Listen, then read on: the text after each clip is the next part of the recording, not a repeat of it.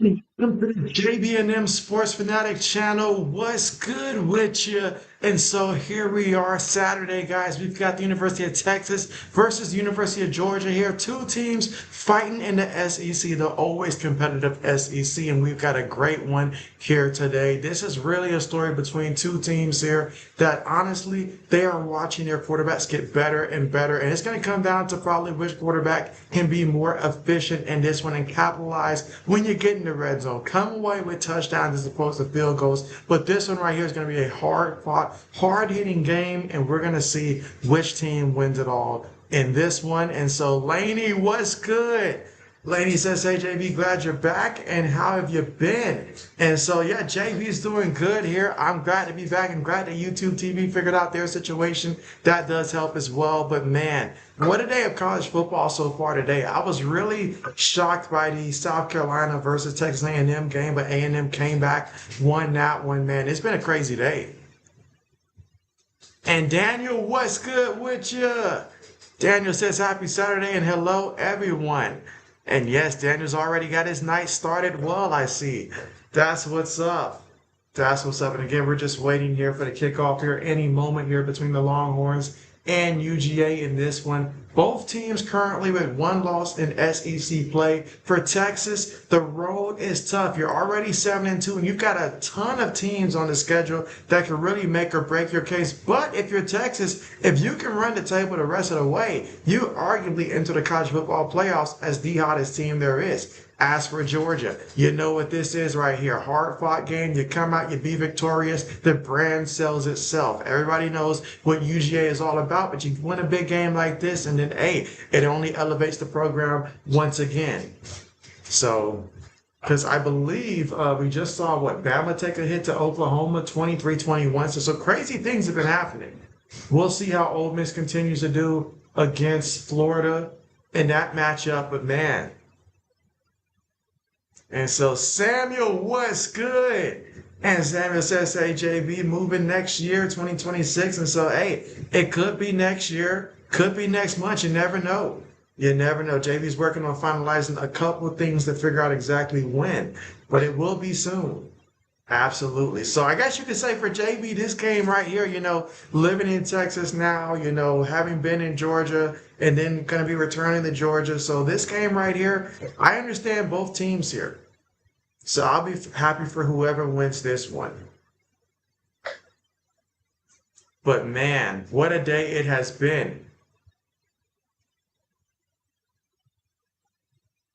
As we get ready. I see that Georgia Tech did beat Boston College. I was monitoring that game earlier. So Georgia Tech, they got the W there in a close one against Boston College.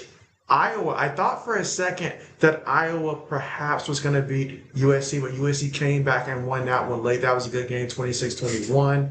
Shoot, I watched some of the Michigan and Nebraska and Northwestern game. I thought Northwestern was going to do it, but towards the end, they just couldn't capitalize on offense. They ran out of gas, and Michigan was able to do enough to win that one there. So what a day for college football, and now we find ourselves here in this one. So guys, let me know where you stand with this one here. Are you guys rooting for UGA, or are you rooting for Texas? Let JB know here in the chat which team you are rooting for. And if you have a final score projection, let me know that as well. Let's see who hits on the correct score in this one.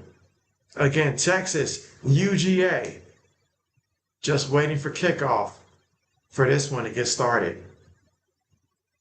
Let's see, Samuel says, you're ready to be moving in 2026 and 2027? Okay, bet.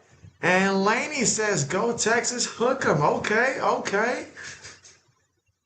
All right, but here we go. And this game being played down there in Athens in this one. So you can see the UGA crowd. They are up for this matchup here. This is huge. Like we literally just saw a little bit earlier today. We got to see the Oklahoma versus Alabama game. That was a close one. I expect this one to be just as close and obviously just as important for this matchup here. But again, just awaiting the start of this matchup here. A big legacy game. This is the kind of game that when you look back at the end of the season, you remember matchups just like this one.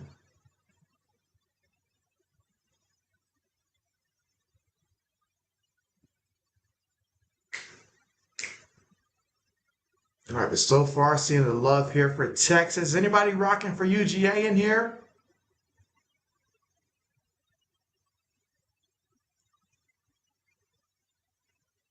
But again, got to get ready for the coin toss, kickoff, all of that to get this one started as we await for both teams to come out of the tunnel here. It's not like a good old primetime night game matchup. Samuel says he's thinking about moving to Mississippi or maybe Tennessee. I feel you there. And so, hey, it's your boy Eli. What's good, Eli? What's good? Eli says, hi, how are you? And then Danny coming through. What's good? Good to see so many faces here. What's good? And so, hi, what are you doing? And so, yeah, JB is doing great. How are you doing, Vino? How are you? Glad to see so many faces here ready for this one. And again, let JB know which team you're rooting for in this one. Or maybe if your favorite team is another team, let me know who your team is in this one so we can see how this would impact your favorite teams. But man, this one's going to be a big one. I can feel it already. And so Eli says, what's your favorite football team? And so, yeah, so for me, my favorite team is the Ohio State Buckeyes. It's my favorite college football team. How about yourself? Vino says, great. That's what's up. That's what's up. That's what's up. Now, looking at Texas here. Again, if you are rooting for Texas, you understand the schedule is not easy. There's a lot of teams coming up here where they maybe have 1 or 2 tough games. But for Texas, you really do control your own destiny. I know you got 2 losses here, but the strength of schedule the rest of the way, if Texas can roll the table the rest of the way, hey, sky's the limit. That will count for a lot because we all know how competitive the SEC is. And let's see, Vino says that is great that you're good. And so absolutely, I feel good too. You know, I've been counting down for this matchup all day long. Eli says you too. Hey, great minds think alike. Salmon says you think maybe a house for rent or an apartment. You decide between a house and an apartment. Hey, it's always a tough decision, really. Always a tough decision. Just make sure if you're choosing a house that you really love the location. Laney says in Ohio State playing. So, yeah, Ohio State should be playing against UCLA right now. But your boy Nico's not playing in that matchup. I found that out, I think, like yesterday that he's not playing in that matchup there. But UCLA's been playing tough. You know, like literally earlier today, that Michigan-Northwestern game, on paper, I would not have expected that one to be as close as it was. But UCLA, they've shown signs of life, you know, this season. But without their quarterback, we'll see what they look like.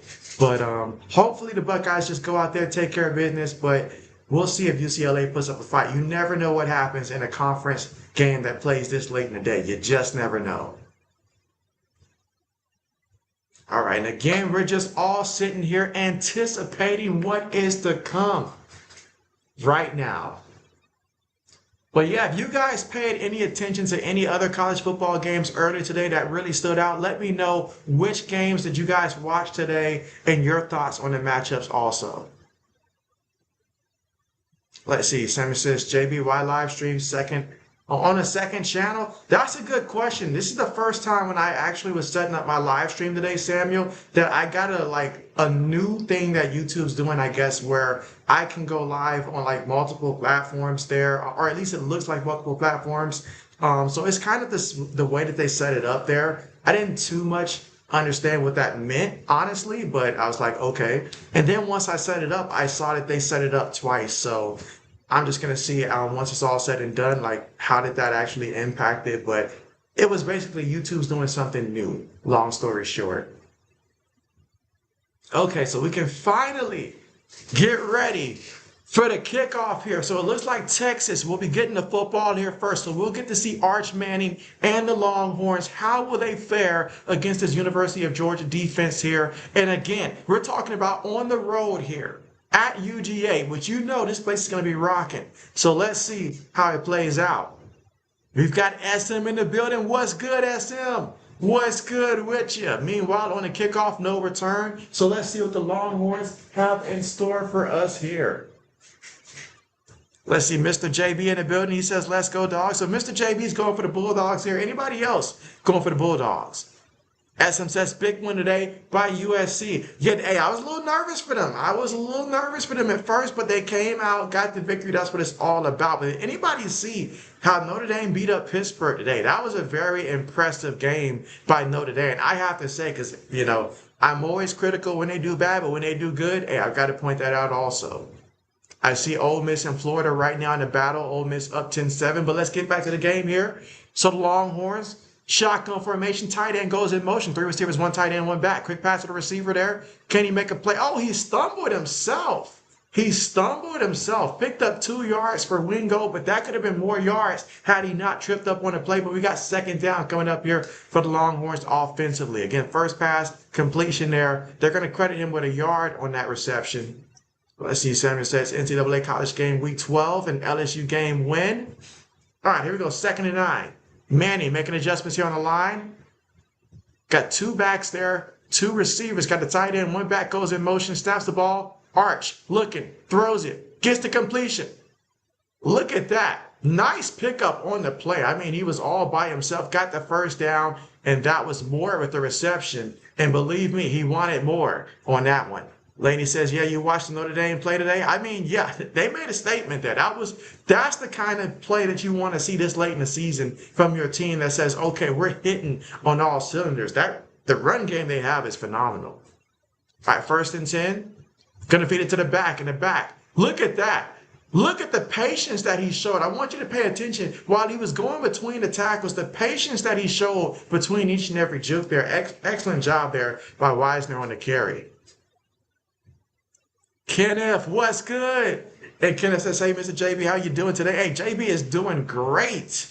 Doing great. You say, let's go Longhorns. And you had pizza for dinner. JB's judge of that. What type of pizza did you get? And so we've got Linda in the building. What's good with you?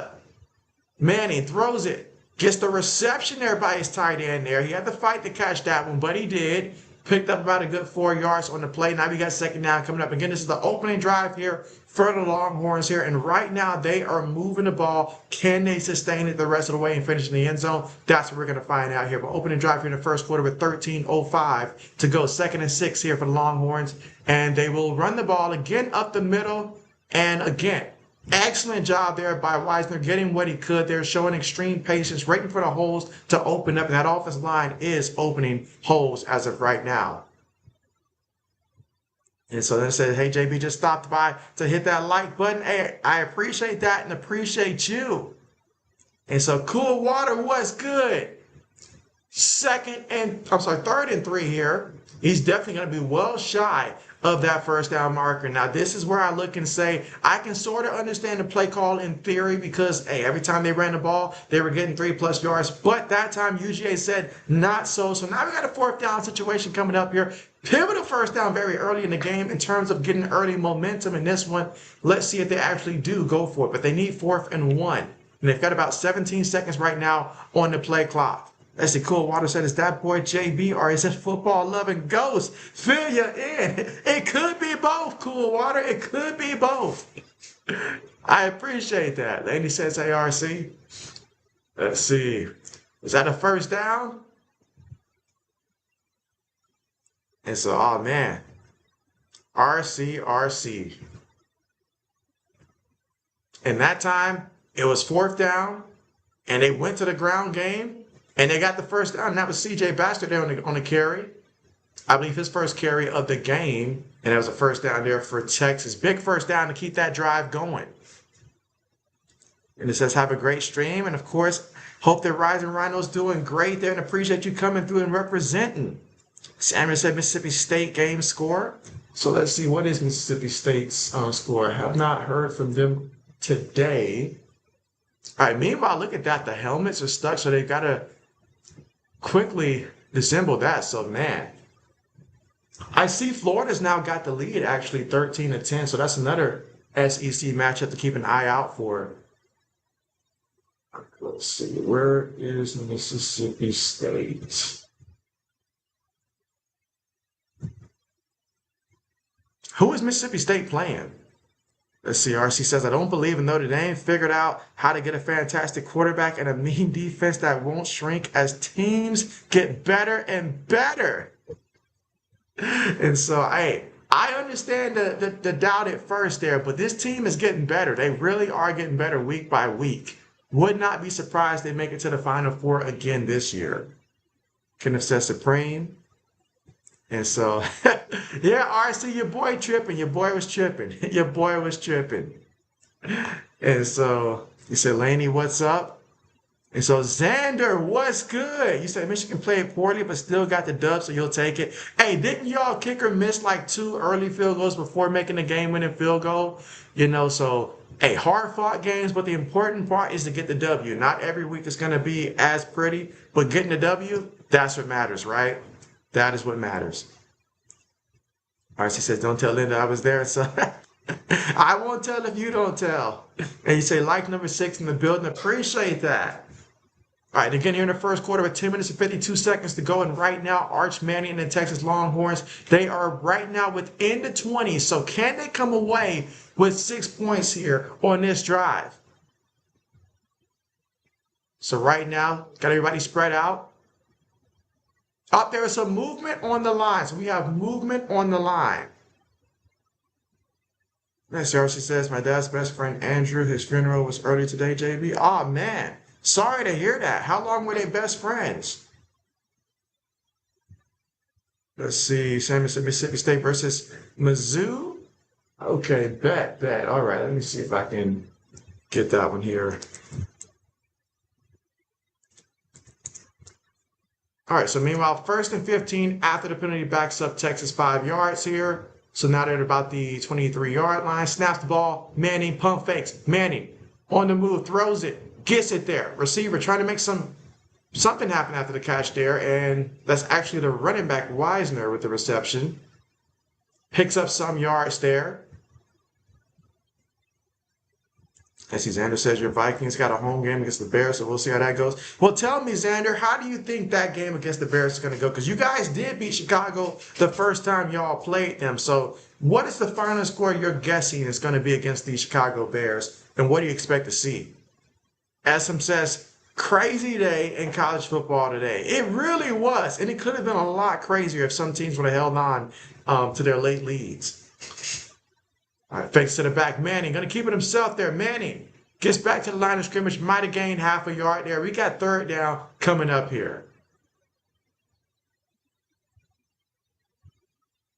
Let's see what she said. For about 1/3 of their lives growing up in the projects. And so, okay, so 1/3 of their lives there, that's a long time there.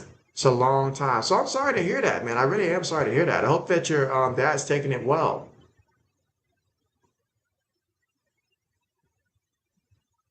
All right, let's see. Xander says, all right, so Xander says 27-19 Vikings. I could see that. I could really see that, you know, where there's 27-17, 27-20. I think that's a good score.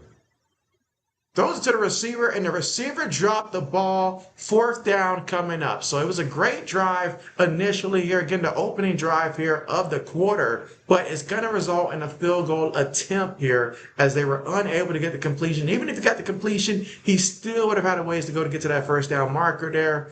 But man, you look at that. Now, he might have, yeah, he would have been able to get that 1st down, I think, with his ability. But we'll see here. Field goal attempt to get the first points of the game here. And it's Mason Shipley. 33-yard field goal attempt here for the Longhorns to try to get them the first points of the game from the right hash mark. Kick is up, and the kick, it is good. So tacking on 3 points there for the Texas Longhorns in this one here in the first quarter with 8 minutes and 53 seconds to go. And when we get back from the commercial, we will get to see UGA for the first time offensively in this one and see what Gunnar Stockton and company have in store when they get the football. But again, so far, it has only been Texas offense with the football so far. Let's see. RC said, JB, how did you figure out this was you? And so, you know, when I looked closely, because at first I wasn't able to see, you know, the profile picture. But once I got to see the profile picture, I was like, okay. But man, it's so tough to see without you having, you know, any mention of like Hawkeyes in your title. And see, Tat Rider, what's good? You say, did you hear what happened at Dixon Mayos? And so your boy did not. Give JB a minute, y'all.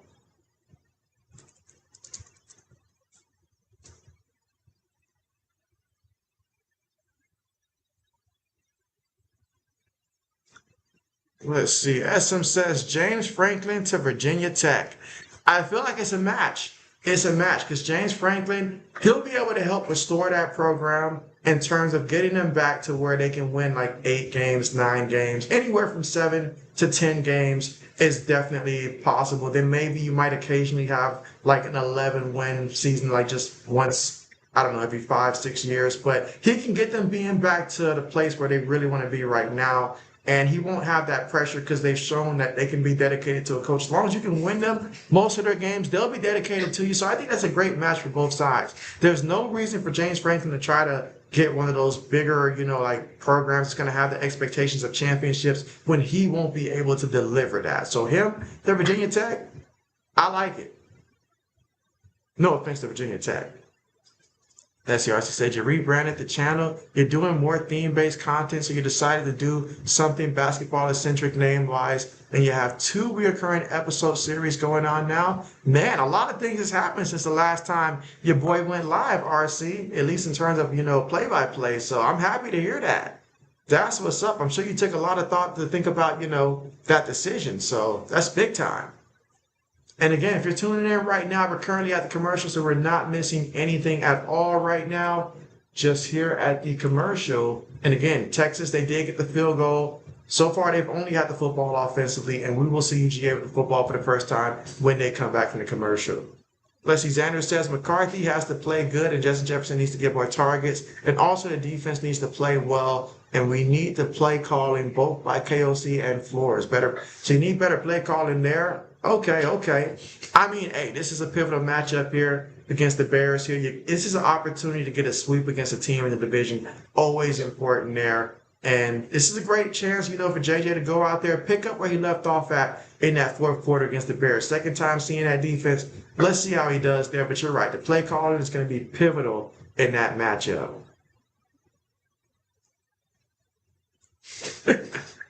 As I said, JB said, Caitlin Clark on there, slams table. JB screams, that's RC. And so, yes, I'm used to the cues being there.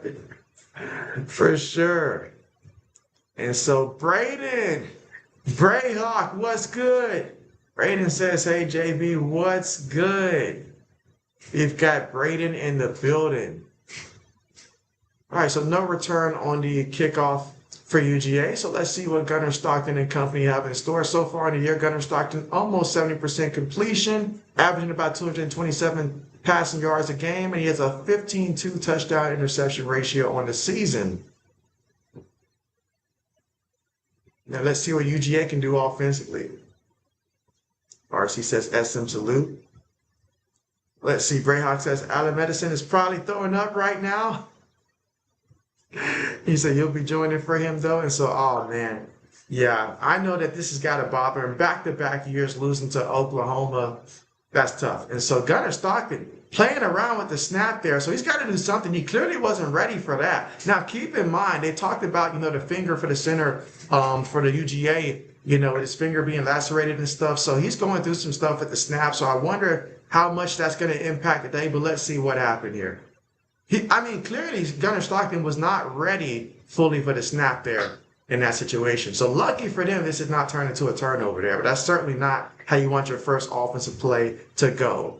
But again, let me know, everybody, who are you rooting for in this one? Who's going to win this one, in your opinion? Essen says, what's the word, RC? All right, this time Gunnar Stockton's going to keep it himself. Look at that run.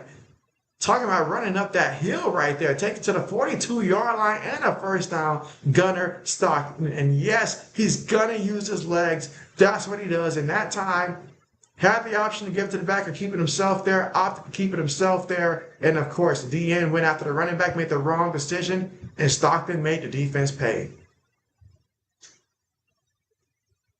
Let's see, RC says, JB, it gets hard for me to stay completely locked on football when women's college basketball starts. But that's your bread and butter. Exactly. Hey, if that's where your heart's at, that's where your audience is at. So completely understand. Everything else is just a bonus. All right, quick pass to the receiver. Trying to make the DB miss. And he's going to pick up about 3 yards on the reception. Second down coming up. Again, we're here in the first quarter, about 7 minutes and 20 seconds to go. And Texas is up 3-0. But this is UGA's first offensive drive of the football game. Kenneth says, where's Black Medicine and Old Man at tonight? Good question about Old Man. We'll see if he does show up here or not. Not sure if he's actually going to be working tonight or not, because he does typically work overnight, or maybe he has to sleep for it, but we will see if he does come through tonight. As for Black Medicine, well, Bama's losses means we're probably not going to see from him. Well, we will see. We will see. All right, 2nd and 7. Throws it and gets the completion. Nice completion to take it all the way to about the 30-yard line, and a first down for UGA. So will they come away with the first touchdown of the drive? They certainly have touchdown in the brain, and that was a nice throw. That time, clean pocket there, able to throw it out when in the perfect spot. And give credit to the receiver understanding where the coverage is and giving your quarterback a wide window to throw that football at. And so let's see. As I said, JB, did you see the report about Anthony Davis? You know, I've been hearing spurts about Anthony Davis, but I'm not quite sure if I've seen the actual report. I have seen his name trending and stuff. But what's going on with AD? As he says, Brayhawk, what's good? This is JB's burner account. That is not JB's burner. That would be wild. All right, again, UGA 2nd and 10 right now coming up. Both teams making substitutions with personnel. All right, so ball at the 29-yard line of Texas. Receiver goes in motion for UGA. Fakes to the back. Feels the pressure and threw that one up there. Oh, incomplete. Incomplete. Let's see. Brayhawk says, JB, the Pats are for one. Only watch one of the Jets game. You say Drake May is so calm in the pocket and just throws down to his receiver. That's literally how he is. You know, whether he's getting hit or not, he's just so calm. You know, it's like, man, is this real? It's like he's just so calm. JB loves it. Archie said, nah, JB, I like football too. It's just hard to watch all the women's game and all the football games too. I do make room to watch my Cowboys though and Fighting Irish. Yeah, I understand that. I do understand how tough that can be to get all the games in. Meanwhile, talk about getting it in to Bell on the sideline for a first down. Nice catch there. So that's going to be a first down for the Bulldogs, and a pivotal one because we were looking at a 3rd down situation in which if they didn't get that catch, they were going to have to bring out the special teams unit.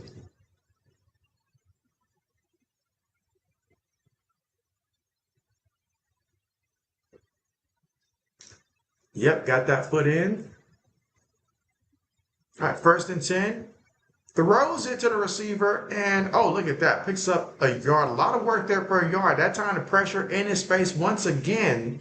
Offense line's got to do a better job of giving him a little bit more time in that pocket.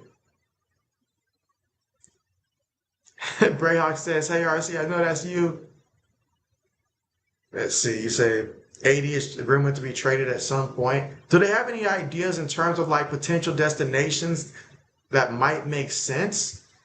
Because I believe I did see something about that, but I was like, man, y'all literally traded away Luka for AD, and now you want to get rid of AD? Help JB understand. All right, 2nd and 9.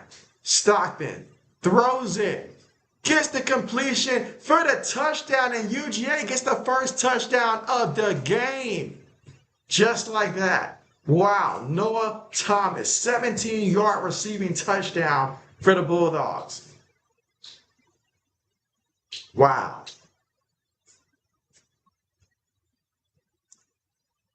Let's see. Brayhawk says Iowa choked big time today. Hey, they're not the only team that choked today. You know, South Carolina gets the award for the biggest choke of the day. But you guys certainly did choke, though. That was tough to see. I was actually rooting for your team, Braden. All right, now time for the PAT attempt here for the Bulldogs. And the PAT is good. So now the score right now, Bulldogs 7, Texas 3. Here in the first quarter, 4 minutes and 12 seconds left to go here in the first. So when we come back, we'll see Texas with the football for the 2nd time today. Last time they came away with a field goal, how will they respond seeing UGA come away with a touchdown? Let's see. She said, JB, what's your favorite sit down in restaurant to eat at? Ooh, that's a very good question, RC, because your boy loves any type of restaurant where it's a all you can eat buffet. Because your boy likes to eat, so I don't mind eating there for that. That's where you get JB excited at. If it's an all you can eat place, that I can grab me fried rice, I can grab whatever I want. So that's typically, you know, what JB enjoys the most, probably. That's a good question. Let's see. Some says Lakers weren't happy with his conditioning. Last year he showed up out of shape to camp. I remember that. Lakers felt he wasn't taking care of his body, and that's why he was getting injured so much. Let's see. Brady says the Bulls are rumored to be a team. Oh man, poor AD. And Brayhawk says touchdown Georgia. And again, we are at the commercial here, but again, UGA up 7-3 right now. And looking at some of the matchups today, I see Navy got the win against South Florida, 41-38. Arizona beat Cincinnati 30-24. So those were teams that were teetering towards the bottom of the top 25. Both of them lost in terms of South Florida and Cincinnati. Minnesota did not keep it close against Oregon. I was hoping they would keep it close, but they didn't keep it close when they played yesterday. Clemson was able to beat Louisville yesterday, 20-19. So big loss there for the Cardinals. Georgia Tech able to be victorious in the fourth, 36-34. Miami took care of business against North Carolina State, in which I believe North Carolina State beat Georgia Tech, was it the week before, if I'm not mistaken? Notre Dame took care of business against Pittsburgh. Texas Tech, easy contest for them, 48-9. Oklahoma did beat Alabama 23-21. A&M came back against South Carolina. They were down 30-3 and came back in that matchup. Now, Indiana, they beat Wisconsin. Wisconsin, I think, got the first points of the game in a touchdown, but after that, it was all Indiana, if I'm not mistaken. I see the Buckeyes are up 10-0. Let's see, Utah is beating Baylor 21-7. Ole Miss has reclaimed the lead against Florida 17-14 there in the second quarter. Let's see, Essam said, I said the same exact thing about AD for years. I said he was happy with one ring and was just enjoying living in LA. Thank you, Nico. Hey, but isn't that the truth, though? Isn't that the truth? Some players, you know, that's why there's a difference between good players, great players, and then the elite players. The good players are happy collecting a check. The great players, they want a ring, but once they get one ring, that's it. They feel like they've accomplished it. But the elite players, they are never satisfied no matter how many championships they get. They will go above and beyond just for the next one. They will cut off a finger if it means another ring. They want it that bad. All right, kickoff on the way. And no return here for the Longhorns. Greyhawk says the ACC is wild.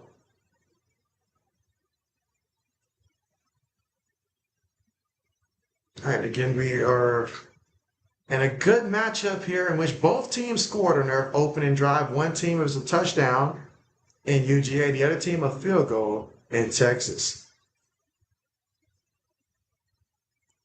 And SM says that's why Tom Brady is the GOAT.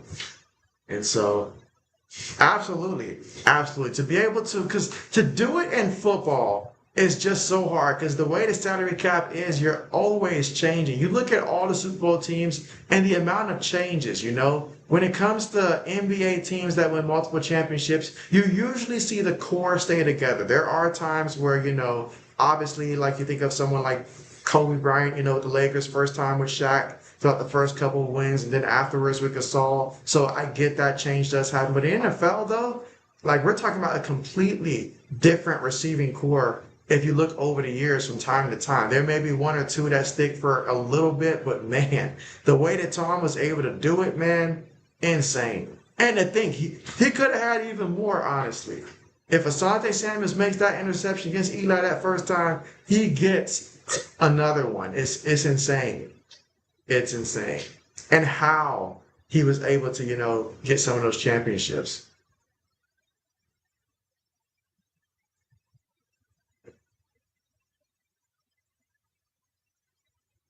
And so, hey, what's good? What's good, Laura? Dad, what's good? You say Ohio State's the best college football team? Hey, you can say that again. That is a fact. That is a fact. Absolutely. How long have you been a Buckeye fan? And so Samuel says JB White's blue mod with Brayhawk. And so, yeah, Brayhawk got his promotion. Braden, how long have you been a mod now? How long ago has that promotion been?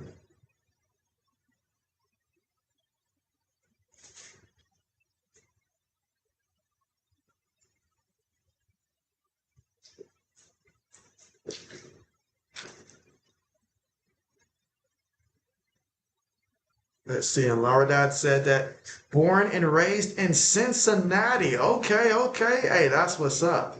That's what's up.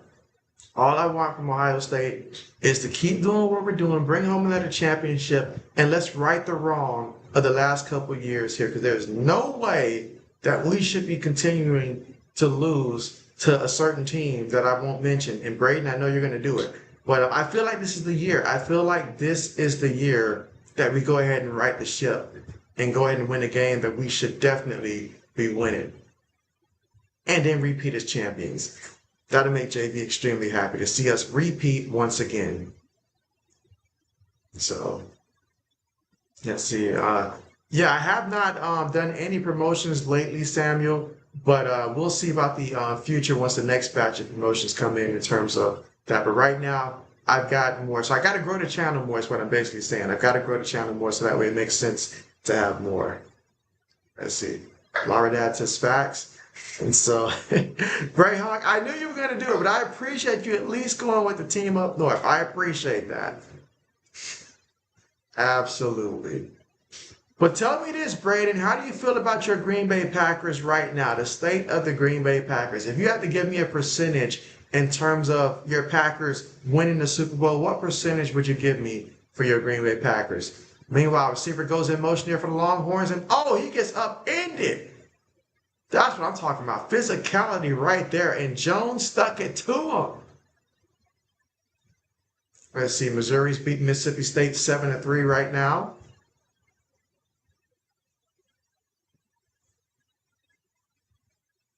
All right, fakes the toss. Manning throws it to the back. And gonna get close to the first down marker. Let's see where he went out of bounds at. Did he get enough for the first down? They say third and short coming up. So about 3rd and 1. And that was to CJ Baxter there out the backfield.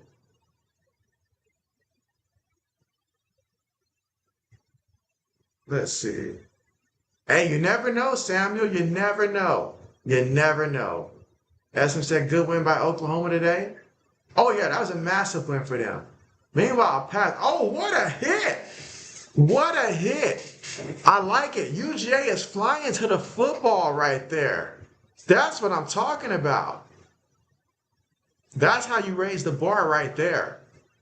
Because once again, continuously that pressure is getting to Manning. So Manning's got no choice but to get the football up there, out there fast. And when he does, the defense is flying to the guys there. 4th down coming up. They actually lost a couple yards on that completion. Kenneth says, maybe Samuel.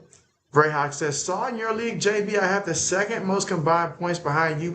I saw that, Braden. I saw that. Somehow you're 4-6 despite having the 2nd amount of points scored. But I'll tell you what, though, Zoe's team has been crashing as of late because he was doing great up there, too, but his team's crashing. So a couple teams are getting cold. A couple teams are getting hot.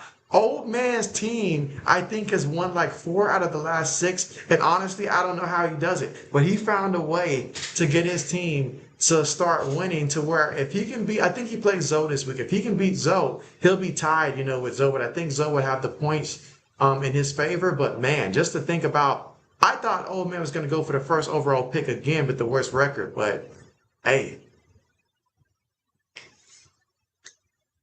it's been crazy this year. It's been crazy because even the bad teams are not bad this year. RC says that AD is washed up. Says Brayok, you're liking all the Iowa women's basketball blowouts. And so Benjamin, what's good? What's good? And do I like football? JB loves himself some football. How about you, Benjamin? Tell me, what are your favorite teams? You know, college, NFL, whatever leagues you enjoy, let JB know your favorite teams. And also, if you like any other sports as well, let me know that also. Would appreciate you coming through today. All right, on the carry there, picks up 9 yards there for UGA. So we got second down coming up. Again, we're still here in the first quarter. We got about 2:05 to go here in the first quarter of play. And right now, UGA with the football up 7-3.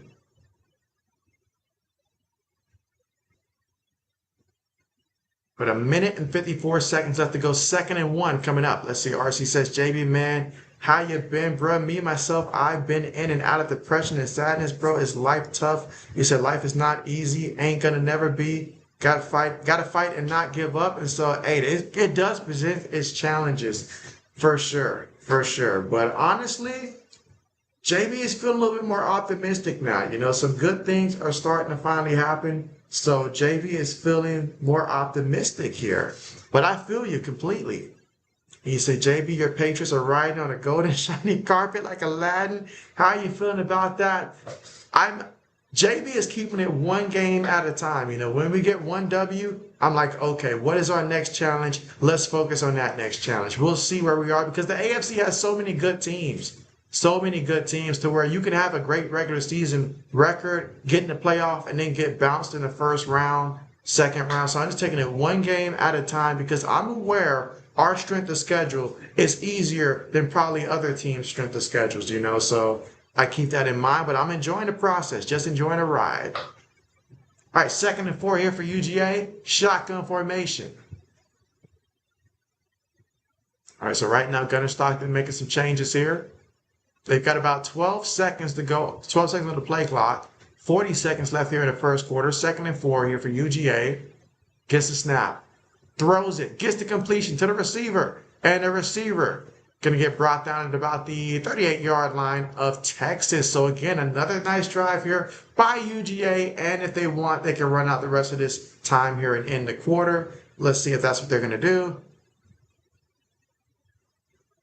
Let's see. RC says, JB made me a VOD in April of the 4th, the year 1989. Now, JB has not been streaming 4 years before his birth. So, I don't know what kind of talent that would take.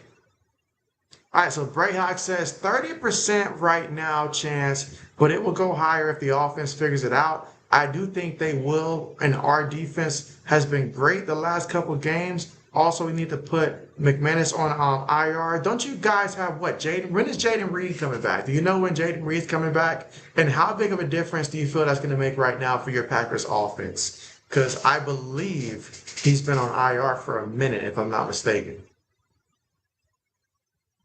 RC said, JB, you're a futuristic soldier fella. Modding me up before Windows 95. What can I say? A man before his time. You said JB's going to have twins soon? Can't wait, JB. Whoa. Man, RC's the futuristic one here. Let's see, Bragg says, yes, I have RC. They looked really good.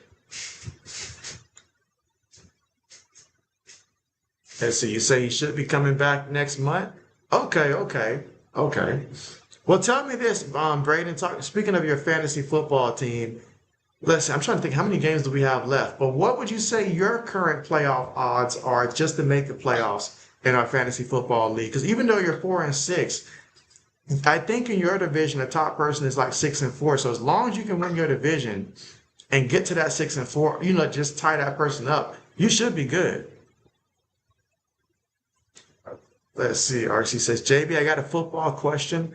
So do you think Quentin Williams and Logan Wilson will help the Cowboys defense? Will they help the Cowboys defense? Yes, they will help the Cowboys defense. Those are two pieces that should go beyond this defense as you continue to try to build a foundation. Because what you currently were building before was not going to work. It was never going to work. So you scrap that You had to use a pick, obviously, in the Quentin Williams deal, but I like Quentin Williams there. And so I feel like that's a good addition there. You got to look beyond this season, though. Like this season, will they help some? Yes, but there's a lot of holes that need to be filled. But for the future, you've got some pieces that I feel like are excellent pieces. You just keep building around and you're going to get where you want to get. So those are some good players to have right there for your Cowboys. Some good pieces. I'll say that. Now, am I saying that this means the Cowboys are going to go in a deep run? I am not saying that. But it will help the Cowboys. Estim said, JB, what was your worst pick in fantasy this year? My worst pick in fantasy football this year would have probably have to be, is it Isaiah Pacheco? Because I think in Rising Rhinos League, I drafted Isaiah Pacheco. So I think that may be my worst because I actually did really good in my fantasy leagues. Like I've got one fantasy football team that's 10-0 right now. That's my best one in my money league, 10-0. And it's a very competitive league at the top. But I just beat a person that had one loss. I beat another person that had two losses. So my strength of schedule, I guess you could say, is very tough, but I'm 10-0. And then in my own league, I'm 8-2 right now. I'm still first place though, but I've lost 2 out of my last 3, so not happy about that. But last game, it just came down to the other person just playing great. And then my worst league right now is in Rising Rhinos Fantasy Football League, but I think I know I just beat RC's team. But what is my record? It's like I think it's like I know it's above 500. I think it might be like I don't know 5 wins or 6 wins. Something like that. So I'm in the mix. I just probably just outside the playoff picture or either at the very bottom for now. But there's like a ton of people in that league. Like I think 20. Gunnar Stockton throws it, gets the completion, but the receiver, oh, look at him go. Look at him go all the way to the 7-yard line. Let's go. And that's a first down. At first, I'm not going to lie. I was about to say, why is he running backwards? But I get it. If you got that kind of speed, you just do what it do to go ahead and get them yards. Kenneth says, it's RC prediction for us all. RC is life at the moment. Let's see, Brayhawk says a 50% chance. Okay, so he's not out on his team. He still believes there's a chance. And I guess given your schedule, I wonder how many conference games do you have left that could help you, elevate quicker. All right, first and goal, Stockton. Looking, Stockton throws it up there into the end zone, incomplete, but there is a flag. There is a flag on the play.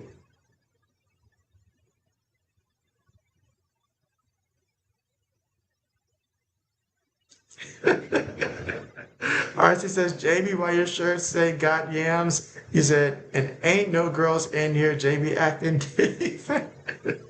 Come on, RC. Let's see, Brayok says, let you check that. And so, yeah, because I've already in my money league, like last week, I clinched a playoff spot in that one. I was the first person to clinch a playoff spot, but I'm trying to clinch that home field so I can get a bye week in the first round. So if I can just beat my opponent this week and then maybe one other team lose, maybe I can clinch that #1 spot either this week or next week. We're doing that good when it compared to some of those other teams. All right, they're going to toss to the back in the back. Trying to stiff arm his way there. Might have picked up a yard purely off of effort there. And again, we're here in the second quarter, 14:05 to go. And again, UGA right now knocking on the door, but Texas, that time they shut it.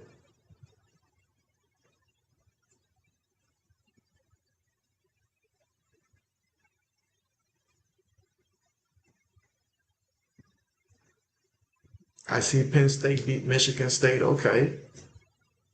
All right, second and goal here for UGA. They lead this one 7-3. They're trying to get another touchdown here. Let's see how they out to do it. Defense, they're going to bring the heat. They give it to the back in the back. Fighting for what he could there, but he wasn't going to get that. And I think UGA had to understand that Texas, they were not going to let that happen. You're not just going to run it up the middle on them like that. So now you got yourself in a third down situation, third and goal.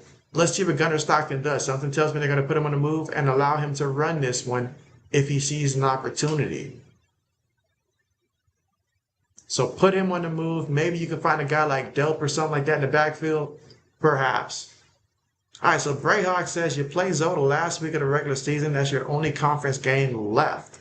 Okay, what the current slide that Zoe is doing, it could be for the division, but at the same time, old man's balling too, so it's tough.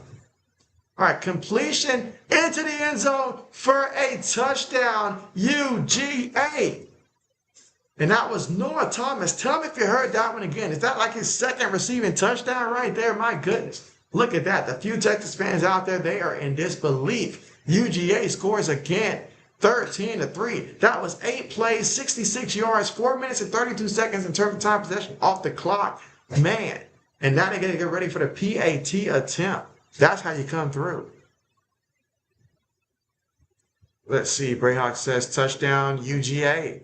Sammy says, I think the Eagles are going to the NFL playoffs. Game out. And so, yeah, I think the Eagles, they're going to make the playoffs. Now, what they do in the playoffs, that's going to be the thing. But, man, it is very evident that A.J. Brown does not want to be an Eagle. He really wants to be a Patriot. So, Eagles better come correct us in the offseason, and let's talk this one out and see if we can, help make A.J. Brown happy. Hashtag make Brown happy. Let's see. Samuel says, I think the Eagles are going to the NFL playoffs. And so, oh, yeah, I believe so as well. I believe so as well.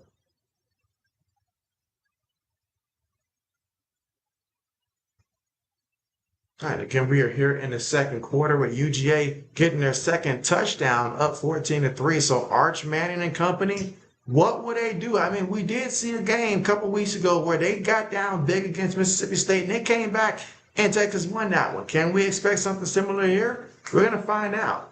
We are going to find out.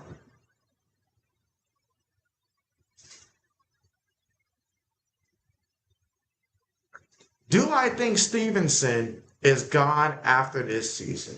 That is a good question. A very good question. In all honesty, I would give a percentage on that one. I'm going to say that there's probably a 57% chance, yes, I think he's gone. But I can also see it's going to come down to him, and is he willing to take the money that is offered to him? That's the only thing. If he's willing to take the money that's offered to him and it makes sense, I can see it working out, but it comes down to what does he want? Because the kid's got a fumbling problem. He does. So he's got to be realistic with himself. Samuel's going to boo the Eagles quarterback, Jaden Hurts. You don't want a Hurts jersey is what you're saying? Oh, man, don't let 80s find out you said that there.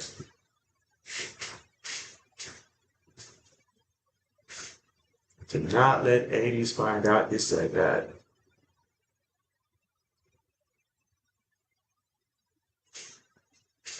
I wonder when we're going to see Lewis come through again. Typically for Lewis, if he's MIA like that, that means he's burning cash. That means he's won a ton of bets and he's out spending that money vacationing as we speak. I see Florida has reclaimed the lead right now, 21-20. So Florida and Ole Miss going back and forth, throwing punches.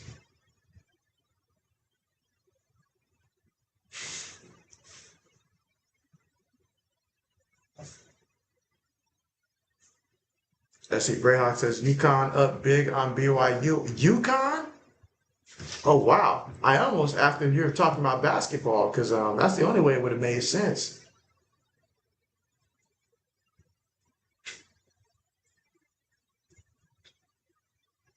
It probably is basketball, isn't it? It is basketball. JB's tripping. All these sports.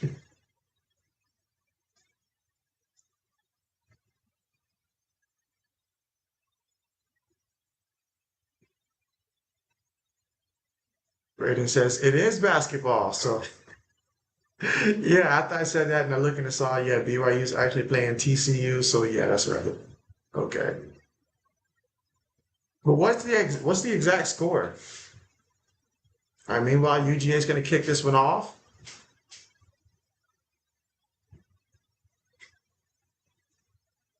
And, oh, wow, look at the return. Look at the return. Wait a minute.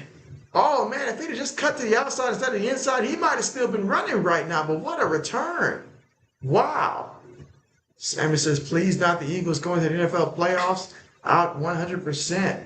So he says, please no. He says, don't do it. Please don't do it.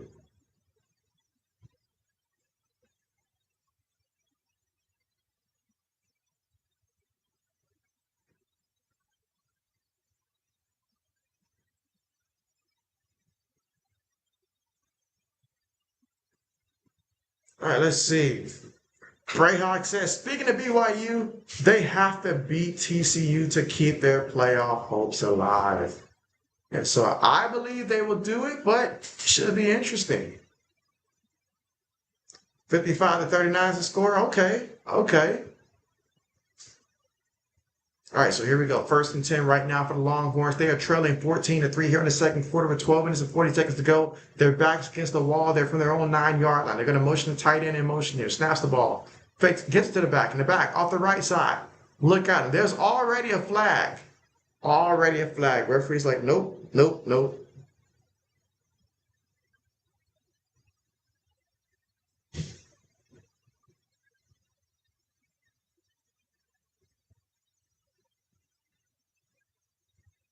All right, so a holding call, so negate all of that. It's been that kind of night so far here for Texas. Well, look at that. My man was trying to rip that jersey off as if he wanted to take that jersey home with him.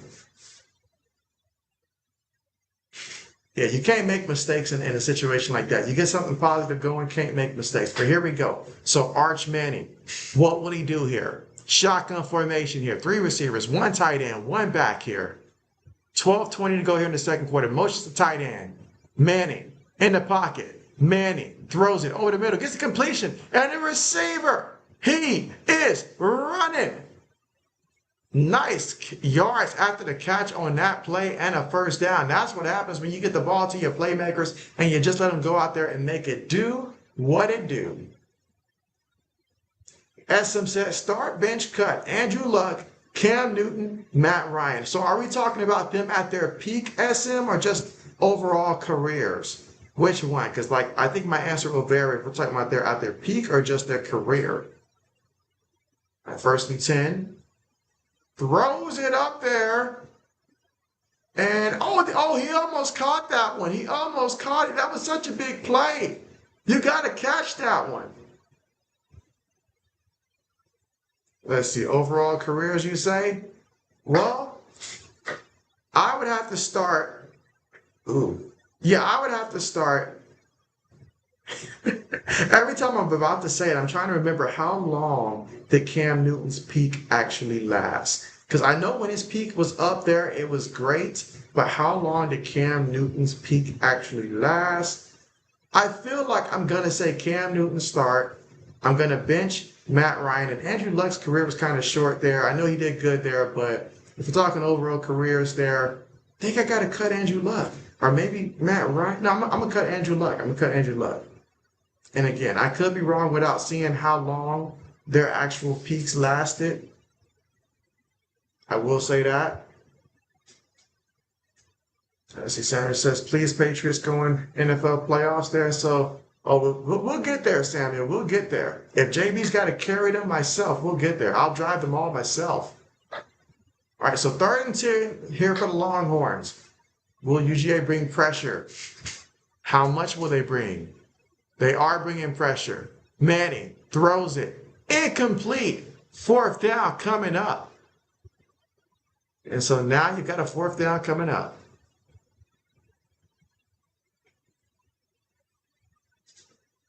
But that was a tough question there. That was a tough question there, SM, thinking about the overall ones. Let's see, Bray says Mosley has been big for Texas that last couple of weeks. And you say you have to catch it. That was huge because if he catches that, they're in the red zone and we're thinking potentially touchdown. But that drop right there not only takes away points, it forces you to have to punt the ball now. So that was a big drop. All right, so UGA with the football there at the 12-yard line.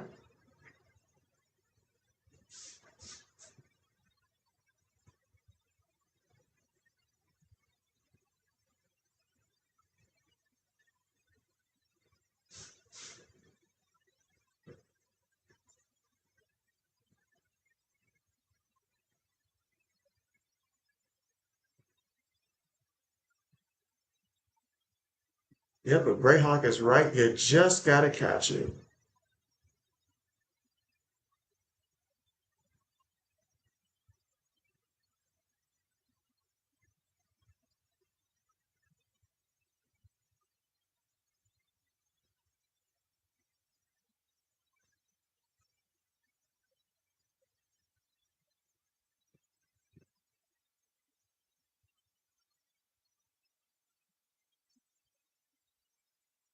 All right, so let's see. And again, at the commercial here, and this one,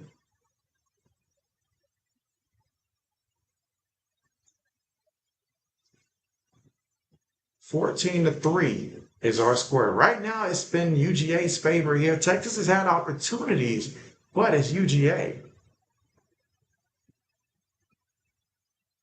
SM says, have you made any trades, JB? You know what, SM?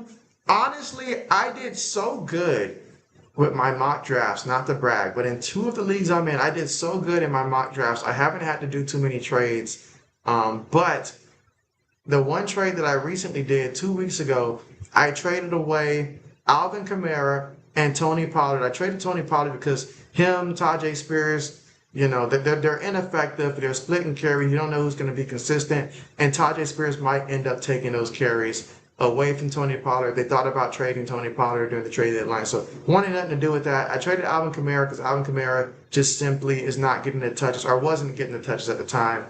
And so that being said, I took a chance on the trade I did. I took a chance. I paired them together to trade both of them for Terry McLaurin. So that way when Terry McLaurin comes back, I can have one more guy because I don't need to start him. But if he does happen to come out there, get, 10 plus points a game, that'd be a welcome addition. But if not, I'm good. But I just couldn't have the two that I got rid of because they're just, inconsistent, can't count on them. And I didn't want to start Alvin Kamara anymore. So that's the trade I made. I tried to trade Daniel Jones since, my other quarterbacks already had his bye week, see what I can get for him, but didn't like any of the offers. So those are the trades I've made so far. What does JB want for Christmas? JB for Christmas. All I want for Christmas, I'm probably going to end up getting myself another Xbox Series X for Christmas, probably. If not Christmas, then early next year. So probably that. But honestly, maybe another big screen TV, honestly. JB loves having a big screen TV, so maybe that might be the next move. Who knows? But something like that is what I'm thinking for Christmas. Let's see. Samuel says JB, the New England Patriots have won 6 Super Bowl championships. Oh, look at that run there by UGA. This game is going exactly the way that UGA wanted this game to go right now because they are in full control when it comes to momentum here. They're having their ways. Even the run game is starting to open up a little bit here. So they've got a lot going in their favor here with 11 minutes left to go here in the second quarter, and they're up 14-3, facing a 2nd and 2.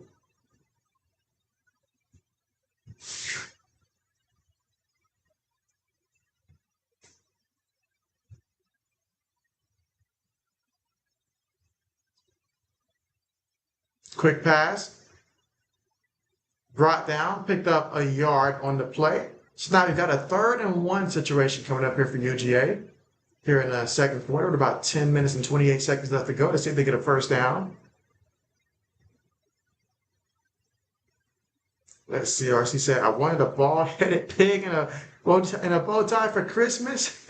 You let me know who gets you that, all right? You let me know who gets you that.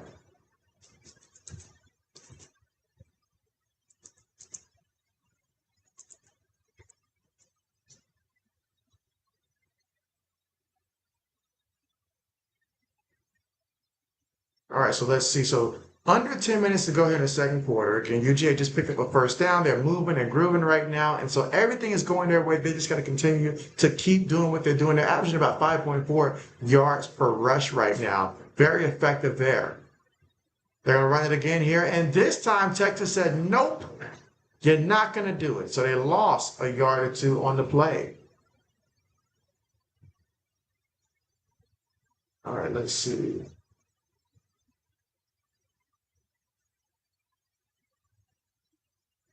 Let's see. RC says, JB Dog, what you think about Marshawn Nealon? And so Nealon is what, in his second year? I believe he was like what, a second round draft pick, if I'm not mistaken, from last year.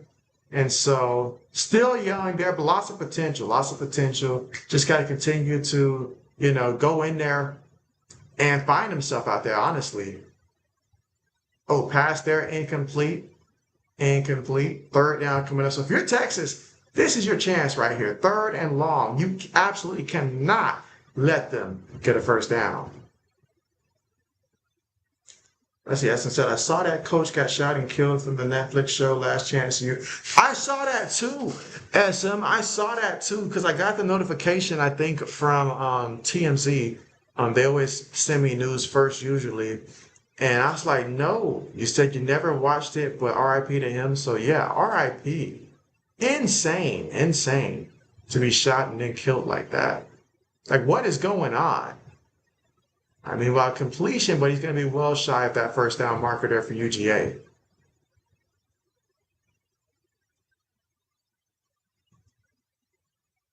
Let's see. RC says, I wish people in society really cared about mental illness and mental health. Most people do not care until someone has chosen to remove themselves from the world temporarily. And so that is true. That is true. Like, it's almost a theme to where we're so accustomed to bad news or bad things being done to where some people are just numb to it, honestly. And you got to think about those around, because everybody's, you don't know what a person's battling with, what they're carrying inside. So sometimes, just being nice, going the extra mile, checking in on someone, and just really being there, like not just, sending up like a prayer emoji or something like that, but really truly being there, take the time, call a person, hear them out, what's going on, and just, especially if they open up, continue to be there for them. And so Arcee says JB Nealon isn't alive anymore. He took himself out of the world about 2 weeks ago. And so let's see. Samuel said JB Nealon Patriots have won 6 Super Bowls championships, and so JB enjoyed every one of them. And so Arcee said not temporarily, you meant permanent ending. And so yeah, I got you. But yeah, you're absolutely right. You are absolutely right. All right, 4th and 4, so they're going to punt the ball from their own 29-yard line. 8 minutes and 17 seconds to go here in the second quarter. Again, UGA up 14-3, but Texas defense got the stop. And now let's see what they do in the return here. All right, they got to get away from the football. There it is.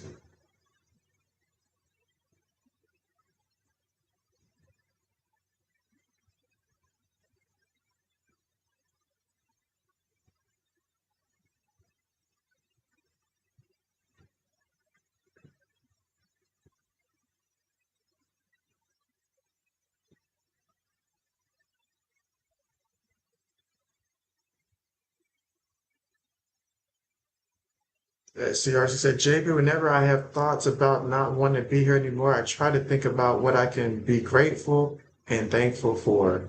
And so, I mean, yeah, because you always think about those that are, that need you, that's around, and how it would impact them. And then not only that, just always got to have something to be hopeful for. That's what's really big, when things are seeming dark, just having that thing to look forward to is so important. Finding ways to find small ways to laugh, like small things that you can regularly do that essentially helps you put your mind at ease. It's very important, especially when the storms are storming, and they tend to storm a lot lately.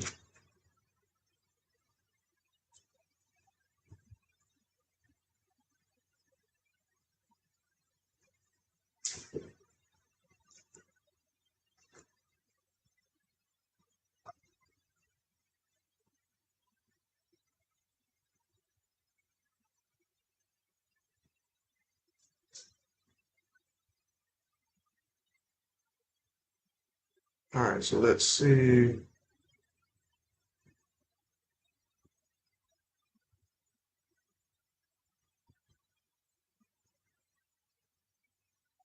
Let's see. She says halftime now. He says, JB, who you got for the Super Bowl? So right now, who do I have for the Super Bowl? That is such a great question because it's ultra competitive. And the AFC is so hard to figure out right now because there's a lot of good teams out there right now. And so, as of right now, I would have to say in the NFC, if I had to really pick, I would say, because it's tough. I'm going to say right now in the NFC, I would go with the Rams. You know, I feel like right now Matthew Stafford is playing at an extremely high level. So I would go with the Rams there. And then the AFC is very close because there's really three teams that I really give a strong chance to. So I guess I can be a little biased with that. So right now, I would say Patriots versus Rams right now if I had to pick for right now because the AFC, I feel like it's just going to come down to matchup after matchup. It could be the Broncos that get there. You know, it could be, obviously the Chiefs are always in contention for it. You know, it could be a newcomer. You know, you just never know. But I feel like the Steelers won't get there at the end of the day. Indianapolis won't get there, I feel like, at the end of the day. So Buffalo's not getting there. So Broncos are a possibility, Chiefs are a possibility, and I throw in the Patriots. So I'm going to go with my team. Meanwhile, for the Longhorns, nice completion. I feel like this would be almost like deja vu of like going back to 2001 when the Rams and the Patriots played. Like literally, I can see the similarities between the teams. Obviously, there's some differences, but that's what I'm thinking. RC says JB's Lakers are still garbage. Come on now, RC, we're working hard. We're making it do what it do. And meanwhile, that would be a first down, pending a penalty. Let's see, but I think this was coming back. You think they're going to call a hold? I didn't even know Florida State was playing right now. Let's see. RC says, Chiefs versus Broncos tomorrow. Who do you think wins it? You say you missed the Wednesday show. And so I chose the Kansas City Chiefs to win that one. Because something about the heart of a champion understands at this time of the year how to win these tough matchups. As for the Broncos, they keep trying to run the ball to disguise the fact that something's going on with their pass game. They're having kind of similar issues to what the Eagles have been having with their pass game and stuff. Quite frankly, Bo Nix throws the ball to Troy Franklin too much, in my humble opinion, and not enough to Courtland Sutton, but that's a whole different thing. And now you're telling me no J.K. Dobbins, possibly for the rest of the year? I think Kansas City understands the urgency for this one. They're used to big games. The Chiefs will beat the Broncos because the Broncos will try to keep it a low-scoring game, and that will be dangerous against this Kansas City Chiefs team. SM says the Rams and Patriots would be a great matchup. Let's see. Brayhawk says Florida up 24-20. Lane Kiffin, you better not lose to your new team. You're right about that. Absolutely. Let's see. RC says JB is a closet Grizzlies fan. Absolutely not. Absolutely not. SM says they're my Lakers too, RC, and once LeBron leaves, they'll be able to build a serious team around Luka. Believe it. All right, play fake. Looking, throws it. Gets the catch. Should be a clean catch there. And a first down with 6:45 to go here in the second quarter of play. Again, UGA up 14-3. Grayhawk says Broncos and the Packers are basically the same. Let's see. You say J.K. Dobbins can't catch a break. Seriously, because, I mean, he's good. He really is good. The problem is he's hurt. He's always hurt. And that's always been the only issue with him because he can really run that ball. He's just always hurt. And I'm sad for him. I really am.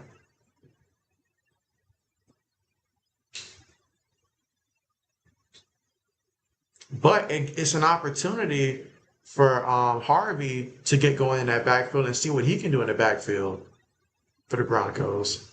All right, 2nd and 4. Arch feeling the pressure, throws it incomplete. Third down, coming up 3rd and 4.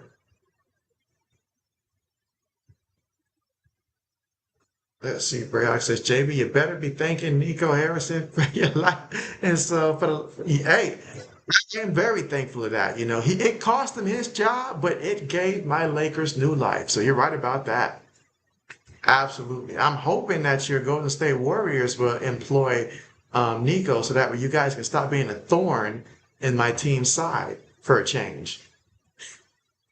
Let him trade Stephen Curry. 3rd and 4. Oh, he threw an interception right to him. Oh my word. What was he doing? Dang, that's terrible. And RC said he liked the Kobe Lakers and he left when he left. And so, oh man, those are fun times. We may never experience times like that again in terms of just purely what that meant to me, those teams. And so Brayhawk says, Pick shaking his head. And so Savage, what's good? Say you're an Arkansas fan. Anybody got a team you should root for right now? And so, hey, that's what's up. That's what's up. How about them Razorbacks? How about them Razorbacks? Absolutely. Let's see. But appreciate you coming through. Let's see. RC says JB Braden smells like cow sweat and frog spit. Oh man, not Brayhawk. How you gonna do Brayhawk like that? Let's see. Braden says no, JB, please no. I'm just saying he might can help. He might can help. Let's see. Braden says RC. And he said, right now, you hate the Razorbacks right now. I feel you, man. I feel you. What exactly do you want to see change? Like, what area on the football team needs to be changed? I only watch a couple Razorback games. I know you guys played, what, LSU today? I think I glanced for like a minute or two, and when I watched, it was somewhat close. But, man, I don't even know how that game ended. He said, you guys can't win a game? Oh, man, that's tough, man. That's tough. Because when I think about the Razorbacks, like I remember when the Razorbacks used to have, what was that running back? Darren McFadden. I remember those days when they had guys like Darren McFadden, all those guys in the backfield. It's time for the Razorbacks to come back up. He said you want to see a coaching change and you guys need to spend more money on players. It's the only way to compete. The only way to compete, really.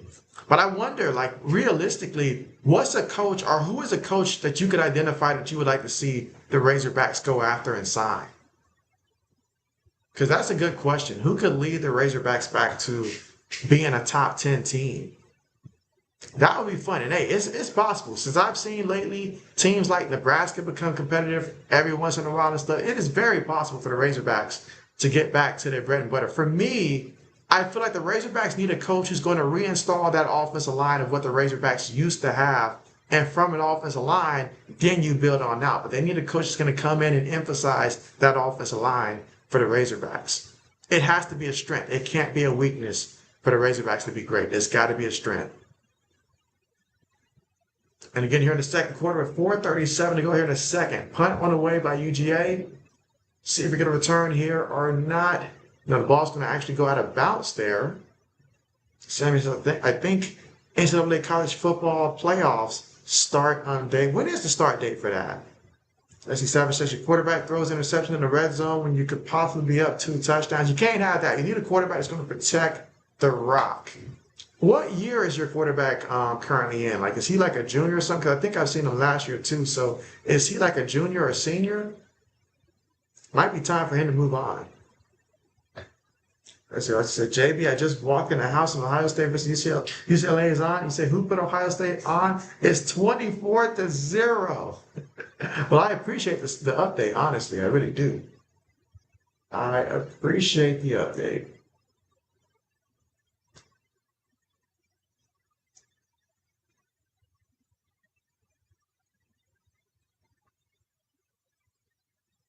All right.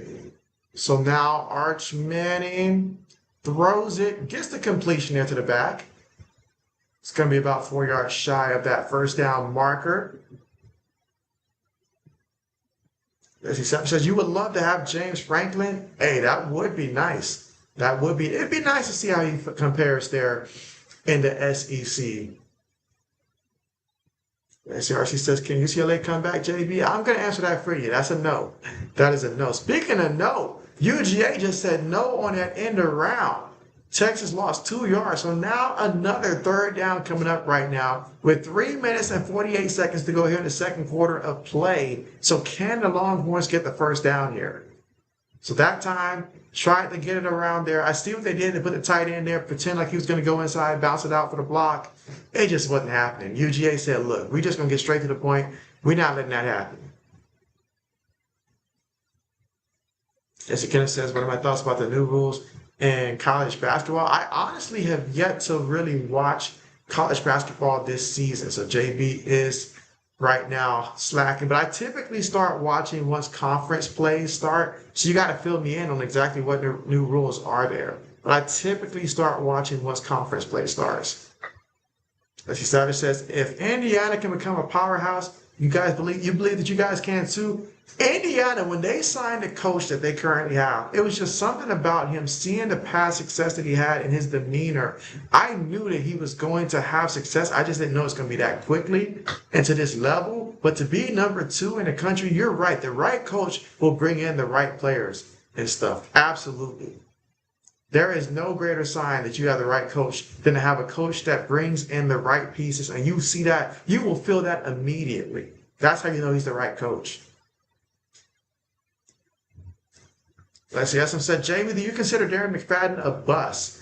I do not consider Darren McFadden a bust because Darren McFadden, although he did not live up to expectations, he was not someone that was a failure. He was a guy that you probably, on a good year, probably could have got 1,000 yards out of him.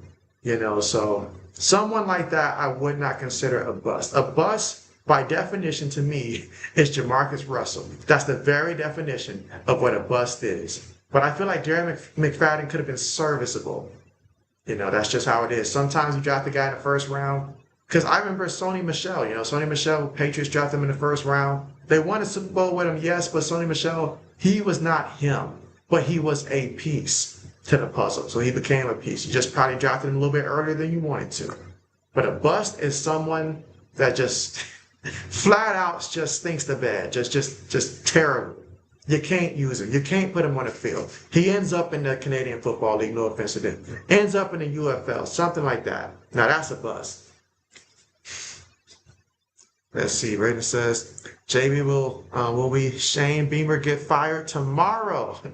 Well, that's a good question. I'm going to say no, but that's a good question. I see they're showing Buckeye highlights here. I'm tripping. My eyes are tripping. I thought I saw Devin Brown back there. I was like, wait a minute. I thought Devin Brown left. I'm tripping. I need a bigger screen for sure.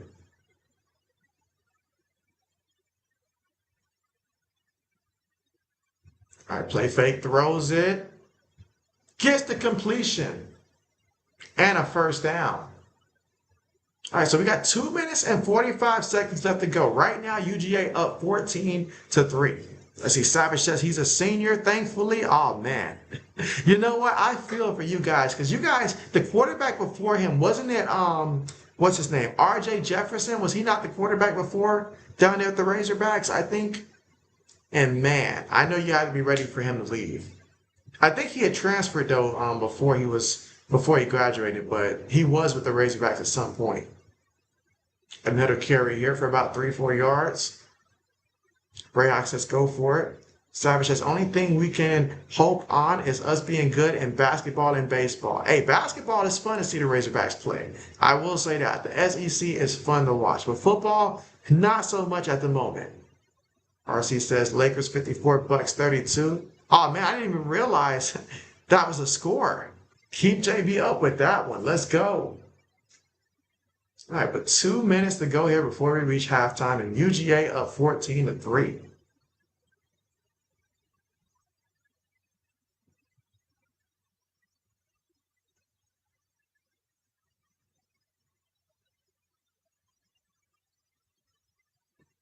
All right, Savage says, Darren McFadden the playing style didn't go well in the NFL, but he's a top 5 in college football, got robbed of the Heisman. But he did make the cover, or at least one of the cover guys on NCAA football back in the day, so I'll give him that. But you're right. You're right. That style did not translate well. But I wouldn't call the man a bust, though. I wouldn't.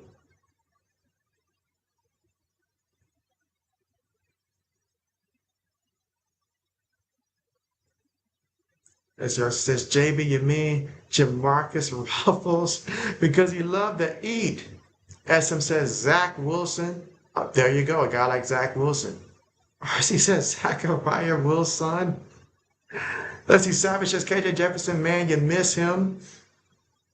I'll tell you what, any quarterback that can make Trey Burks look decent, I got to tip my hat to him.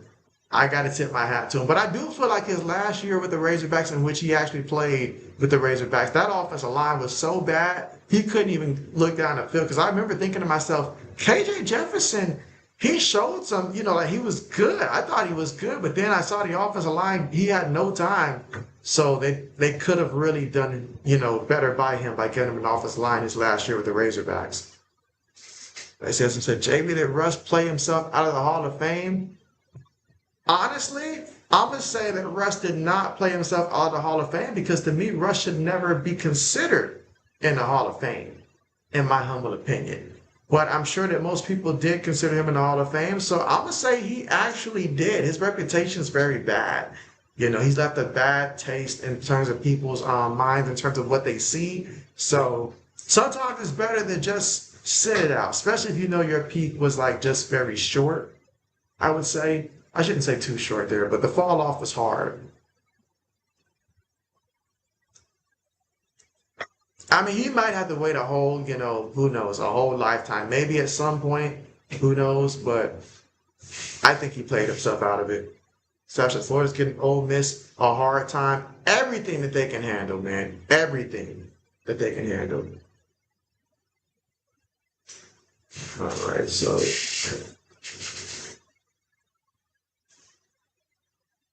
let's see. Savage says, but we should have best LSU today. Turnovers killed you guys. You wanted that trophy back in Fayetteville. Oh man. Hey, what was the final score though? I really had not seen how that game ended. Kenneth says UConn's up 66-53 right now in college hoops. Okay.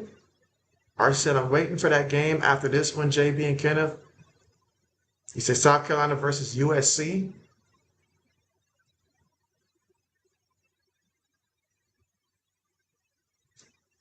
Jesse Savage says, our offensive line this year is so good. They may take so they're looking good this year. Okay, that's good. Well, hey, now y'all just missing someone like a KJ Jefferson. If the offensive line is good, and of course I know, most people probably don't know off the top of their head there, but how many linemen do you feel like in terms of eligibility wise may potentially return next year? Because if you've got a core piece on the offensive line, you just got to get the current quarterback out if he's not him, and then go on from there.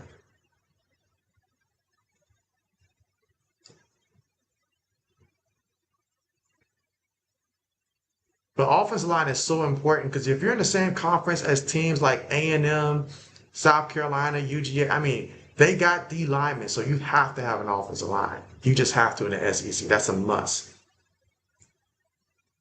Like Archie said, Russell Wilson or I'll go Russell Wilson, Mr. Triple Double. Mr. Triple Double. Now, did he burn my team? Yeah, he wasn't a good fit there. But back in the heyday, Russell Westbrook, he was out there breaking records. Russell Wilson was out there breaking hearts. In the Super Bowl, the Seattle Seahawks, he broke their hearts because Pete Carroll decided to trust him to pass the ball just so that way Marshawn Lynch wouldn't have to give a speech after the game if he would have gave the ball to Marshawn for the game-winning touchdown. And I'm ever so thankful that he did that decision. All right, quick pass there. Completed. Savage says, in your favorite NFL team's the Titans, so you're going, oh my goodness, Savage. You're down bad right now. The Tennessee Titans, man. Hey, I'm going to say this, though. I like Cam Ward's demeanor. I know his rookie year is not looking that great. The team's losing left and right. It's looking bad right now. But I do believe that what I saw from the kid in college, his work ethic and his demeanor, as in when he takes a hit, he still stands strong in that pocket. He's not being rattled. He's not flinching. He's still trying to rally the troops. I can see what he's doing. So you give him a good coach. You give him some pieces around him. I think Cam Ward can be a good quarterback in this league. I really do. So I really hope that they put some pieces around him and really help, because right now my man's got no help. No help whatsoever.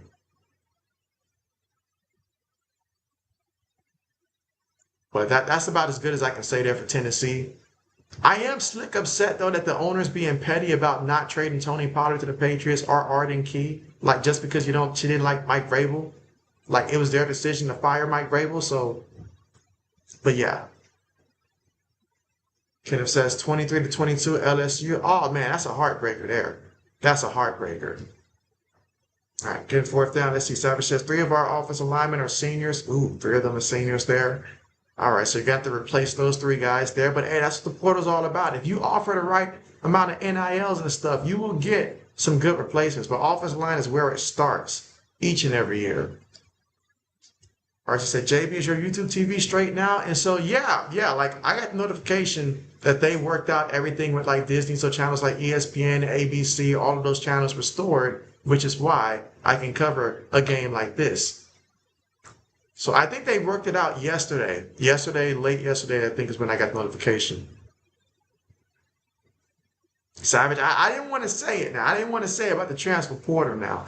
But I'm hoping that you guys are able to utilize it so that when you gain talent as opposed to, losing it.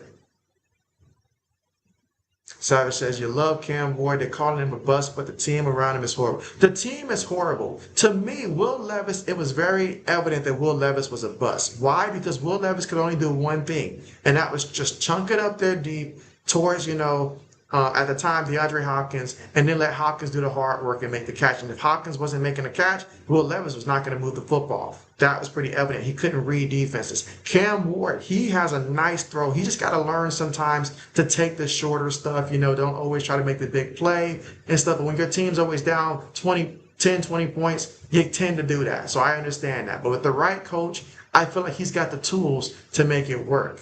But man, UGA getting Arch Manning for the sack, put him on his back. Look at that. Let's see, Top Savage says, and your NBA team is the Grizzlies, so you guess you should just stop watching sports, not the Grizzlies too. Savage, this ain't the year. This ain't the year, but you know what? The best thing about being a sports fan is that even if the teams aren't where you want them right now, there's always next year to look forward to. But for the Grizzlies, though, talk to me. What's going on with Ja Morant here? I have not watched really any Grizzly games, to be honest, this year. But what's going on with Ja Morant and the Grizzlies right now? If you can explain that situation to me, that would be appreciated there, because I just don't understand it. I don't. And let's see, RC says, he, being Pete Carroll, thought his quarterback name was Russell Montana. Well, then he probably should have been checked for a concussion. And so, Lil Chris, what's good? What's good? You say you got money on UGA? Oh, well, for your sake, I'm hoping that UGA come out and win. Is it just straight up for UGA to win, or do they need to win by a certain amount of points there? Let me know how that works out. But I'm hoping you get that W and cash out. I said, JB, I haven't announced it publicly, but you said, yeah, but I'm leaning towards this owning the Aces. You said, championship be damned, I don't like them anymore. But again, just haven't announced it everywhere, holding on barely. When it comes to being a fan of a team, there are some times where it feels like, well, I'm not speaking for myself personally, but I have seen circumstances where it's like, hey, you're just not feeling the same vibe as they were before. Maybe something's changed, the culture changed, whatever it is. And you rather just take a different journey. That's perfectly fine. That's what we love about being a fan, right? We get to make that decision every year.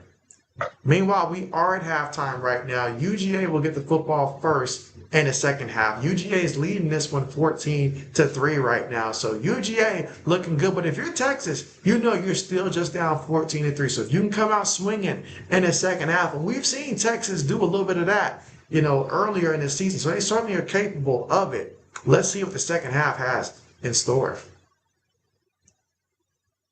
RC said, Ja Morant looks cooked.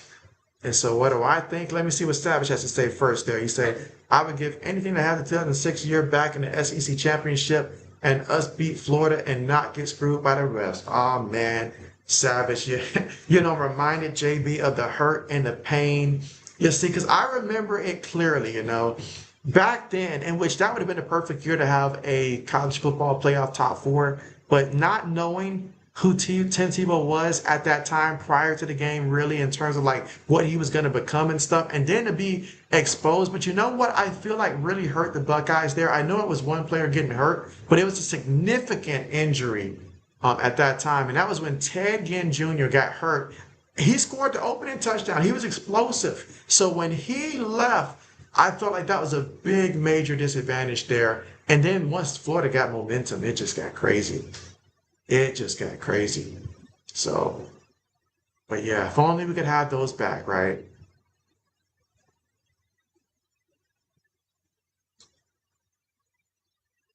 Let's see. Oh, I'm sorry. You're talking about the Razorbacks there. I was thinking about the Ohio State Florida college football championship game there. But yeah, that pain too. But that's JB's pain. Savage says, you think Ja wants out of Memphis? Is it just Ja wanting out of Memphis, or is it Memphis also kind of sort of wanting to be done with Ja, you think also? Is it both ways or just on Ja?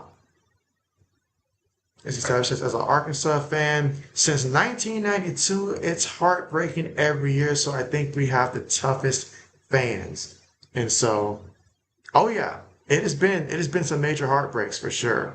Major heartbreaks there. But you got to get, who is that guy that's going to come in and really stabilize the program? That's the most important thing there to get you where you want to be. Because a team like the Razorbacks, you guys should honestly be a top 20, top 15 team consistently. I know the SEC is tough, so that's why I say, top 20 and stuff. But you guys should be up there. So that would be great. As I said, a lot of your favorite Aces players are gone, and it's hard to move past it. And so, yeah, I mean, because that's the reason that helped you fall in love with them in the first place. And then when you see the band disperse, that's tough. That's tough. As he says, you think Laney fell asleep? She's gonna call you out for that, Samuel. Essam says, Ja to Minnesota. Who would Minnesota give up though? You say both ways. I mean, it has to be that way, honestly. It has to be. That window that was there early on, the excitement and stuff, like right now, they're just feeling the problems part of it now, like the issues, the whinings and stuff. Where's his mental head at? Like, is he really focused? All that stuff. So, but with every talented player, there reaches a point where the team is like, you know what? We don't care how talented you are. We just are tired of dealing with you. Antonio Brown figured that out the hard way. Now, AB's got some stuff going on for real, but I'm going to leave it at that. But hey, at some point, both teams can use a fresh start. The question is, who really wants to get Ja Morant right now? Essam said, Ja was supposed to be the face of the league a few years ago, but it's been downhill ever since. When you're the face of the league, there's a reason why LeBron was the face of the league for as long as he was, Kobe was. You didn't have to question where their mind was off the court. You knew that they were fully committed. There wasn't these, oh, why is he doing this? Oh, he's got to apologize for this. There was none of that. If you're the face of the league, you have to be that. I'm not going to say like the model player and stuff like that, but off the field, there can't be questions about what are you doing and stuff like that. Not to say that Ja Morant really was doing anything that was all that bad in all honesty, but it's just the image of it. The league cares so much about his brand, his image. So that window is passed. As he Savage says, who is your favorite team? And so, hey, my favorite team in the NBA is the Lakers. That is my favorite team. And so how I chose the Lakers, it goes back to, I think it was, like as a kid, NBA Live 19, I want to say it was 98. NBA Live 98, I want to say. And so I was looking through the rosters, and I had to choose for myself between the Lakers and the 76ers. Those were the two teams that I was making the decision between. And I chose the Lakers because they had Kobe and Shaq, as opposed to 76ers really just had Allen Iverson, and it's like two is better than one. So that's what really got my focus on the Lakers. And since then, been a Laker fan since.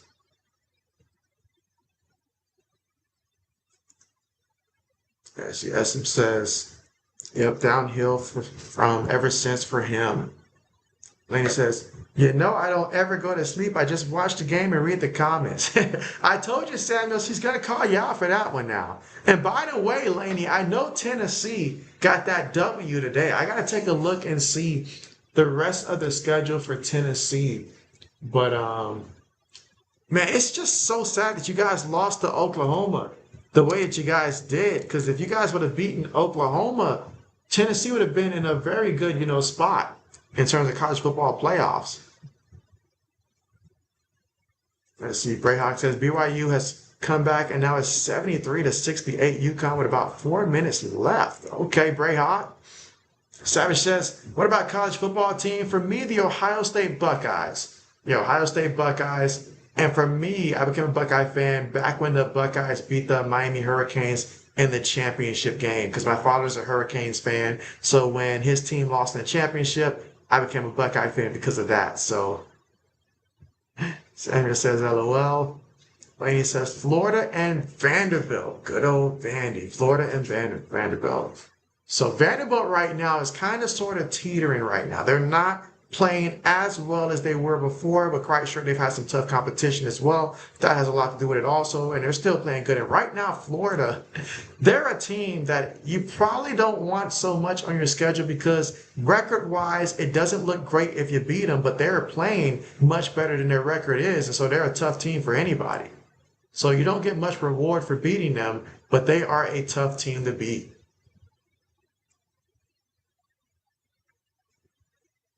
Let's see. Savage says, can we trade our 1962 national championship and you guys give us Ryan Day?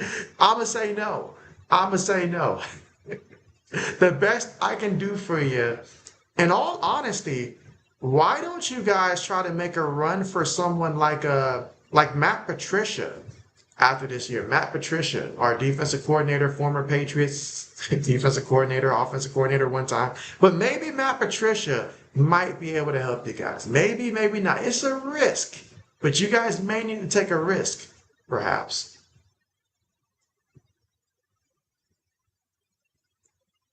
And so RC says, Samuel. Mr. JB says the referee beat the Hurricanes. Well, the referees don't get to host the trophies. He says we play Florida next week. Where is it going to be at? Is it going to be at Tennessee or is it going to be in Florida? That's going to be a very, very good game this year. Or as you said, wait, North Carolina State won though? And what sport? Can't be football. It can't be football. Because they played the Hurricanes, so ain't no way they won today. They got beat, so it had to be basketball you're talking about. You said, JB, do you think it's a lot of parity this year in college football? I do. I do. In all honesty, I do. Because when we're discussing the top, 12 teams, top 15 teams, there's so many different ways you can list it. Gone are the days where you just staple at the top Alabama, right after them, maybe someone like a UGA and stuff like that. Then after that, in Ohio State. And then, like, back in the day, we would know the order. We would know who were the top teams for real. But now, there's just so much. I think about the Oklahoma-Alabama game. Oklahoma's beating this team now 2 years straight, but Bama came in ranked so high and stuff, And then there's teams like, A&M that struggled against the South Carolina and barely came back to win. There's just so much. I mean, Notre Dame, how good are they really? We saw them early in the season start off 0-2, but since then, look at them. You just never know. Florida State had everybody thinking that they were about to turn it around this year just to get turned around again and back to mediocre. So you got to love it. Hurricanes, people were telling me that the Hurricanes are the top team in the country. Then they messed around and they've lost 2 since then. So yeah, there's a lot of parity in college football, but that's why we love it. Savage says, you think we can get Marcus Freeman? And so I wouldn't go that far, Savage. I don't know how much money you guys would have to offer him, but something tells me that everybody in the state's going to get involved and say that's too much money. If you can make him a billionaire, that might be your best bet to get a Marcus Freeman. Yes, Samuel says, NCAA college football playoff start date. Yeah, let me know if you find that one out. Let's see, Laney says, it's also it's going to be at Florida there, so on the road, tough environment there. That's going to be a tough challenge there for Tennessee, not going to lie, tough challenge there. But Tennessee, they can do it. They can do it. Laney says, you think December 19th? Okay, okay. And so Mike, what's good? Mike says, listening. Mike, what's good with you? Let's see. Samuel says, JB, I think NFL playoff games start in December. And so, yeah, December seems right, honestly. That seems about right. But yeah, got to see that first date. And so let's see. Eli says, what's good? What's good? And again, still right now, currently at halftime here. So still at halftime. Savage says, we have money like anyone else, just can't spend it. Spend it, our owner sucks. And so, man, that's the worst thing that can happen is when you are a fan of a team and you have an owner that does not know what they're doing and they just act like they get to pocket the money is what they act like. They don't never spend it right. They make bad decision after bad decision after bad decision. You know, I'm talking about Jets owner in the NFL, New York Jets. Terrible, would not want that situation. Cleveland, because they can't seem to do nothing right. You know, you overpaid for Deshaun Watson. That did not work out at all. Some teams are consistently messed up because of ownership. That can be a tough hurdle to overcome. So she says, Laney, I am considering publishing this video I just did 20 minutes ago where I was venting 2 funerals today. A lot of mental health woes for me mentally as well. You said life has been tripping hard lately. Well, tell me this, RC. Nothing makes us feel better than a little bit of food, right? So what is the game plan you have for Thanksgiving? If you've already planned that out in terms of Thanksgiving, what's the move? Are you going to be the one hosting Thanksgiving? Where will Thanksgiving be hosted at? Let your boy know. Man, Jeremiah Love rushed for 147 yards on the ground. It could have been way more. CRC says, oh, like me being a Cowboys fan and Jerry Jones driving me up a damn cliff. You say, like, dude, get your see, the difference with Jerry Jones is that Jerry Jones, he just likes to make headlines. You know, I say this all the time. I tell this to my dad occasionally when he's playing video games. I'm like, sometimes you having success, you know, calling plays calling bad plays, but it working out. Sometimes that does you a lot more harm than it does you good. Like, yes, in the moment, it feels good to score that touchdown. But if you build bad habits, when you need to have those good habits, it's just not going to work out. For Jerry Jones, when he took over the Cowboys, he had fast success. And ever since then, no one can tell him nothing because he still feels like he is the guy that was able to make it all happen and stuff like that. So therefore, it is tough to work with someone like that who's just going to oversee everything. He wants to make the headlines there, so it's a circus show and stuff. You'll win games. You'll sell tickets. But will you bring home Super Bowls again? It's going to be very tough. Very tough. Let's see. Laney says, yeah, we'll watch it and comment on it like you usually do. Hey, that's what's up. Samuel says, all right, you want me to see the college football playoff start date? All right, let me go ahead and look real quick. Give JB a minute here.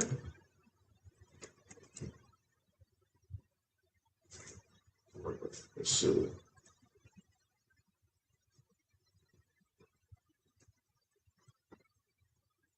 All right, so that's going to be December the 19th and December 20th. It's going to be like the first round of the game. So December 19th is that date. December 19th.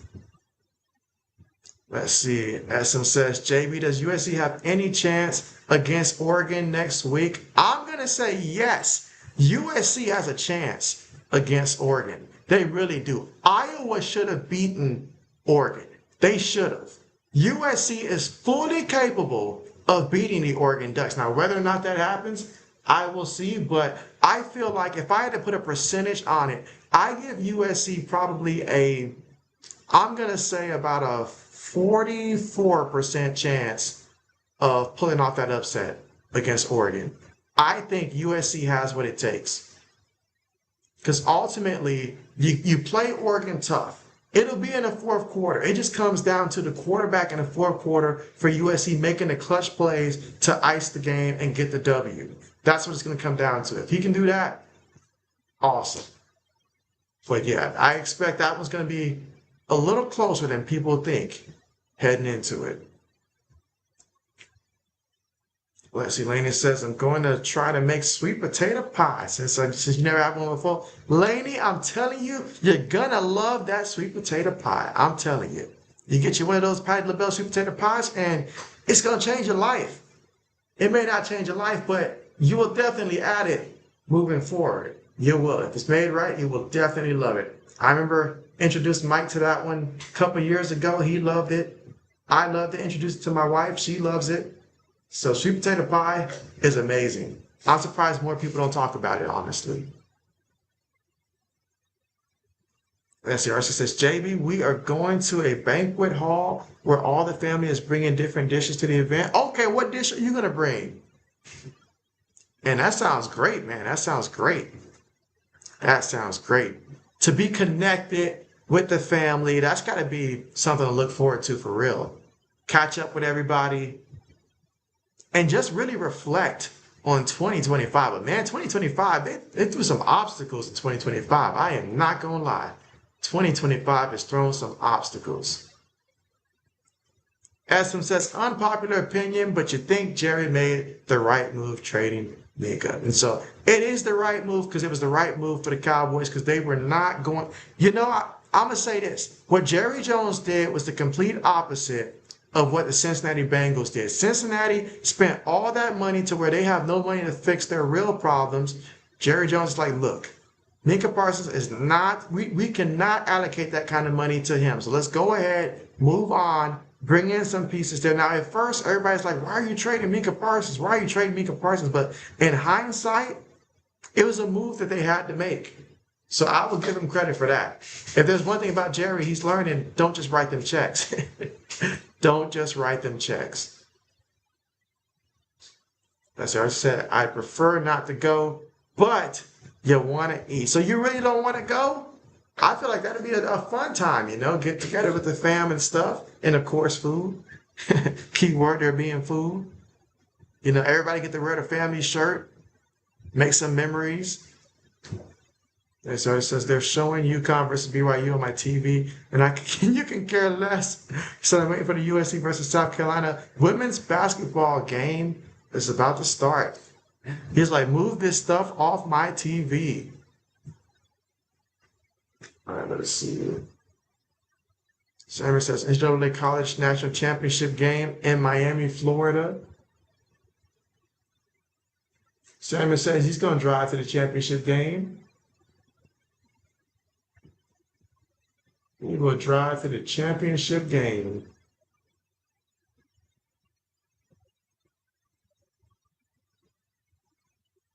Let's see, RC says, yes, Iowa, we should have beat Oregon, but our offense is pathetic as hell, JB. I was watching that game like, come on. They're beatable. Ridiculous offense. And that has been the Achilles heel there for the Iowa Hawkeyes. They just don't have a quarterback to win those type. They really, literally, if they had someone equivalent to, let's say, what Texas A&M has at quarterback, if they had a guy like that at quarterback, they would legitimately be a college football playoff team without question if they had a quarterback of that caliber with everybody else, with everything else being the same. Someone that could run, because they're going to need someone to run there because I'm not quite sure how the receivers really are, but someone that can elevate that offense. That's what they need. But what they currently have, man, they're just playing to just try to make a decent bowl game at this point. RC says you got no idea what you want to bring yet. Well, as JB's recommending to everybody, why not a sweet potato pie? Samuel says JB pinning happy Thanksgiving to happy Thanksgiving Day. And so, hey, JB's looking forward to it, man. JB's looking forward to it. JB, go get that turkey, that mac and cheese, that dressing, potato salad. Everything JB's doctor says I should not be eating will be on Thanksgiving. Or said, JB, it's time for Perez to go. That is true. That is true. That is true. I mean, it's just one of those things where, I was looking at Oklahoma State for the longest with Mike Gundy back in the day, and I'm like, hey, when are we gonna move? When are you guys gonna move on? Some teams are content. I feel like they understand they're not going to be atop the conference. They just want someone that's going to keep them relevant and keep them good. So it really comes down to the expectations of the team. Because for some teams, winning 9 games, that is great. For other teams, it's a nightmare.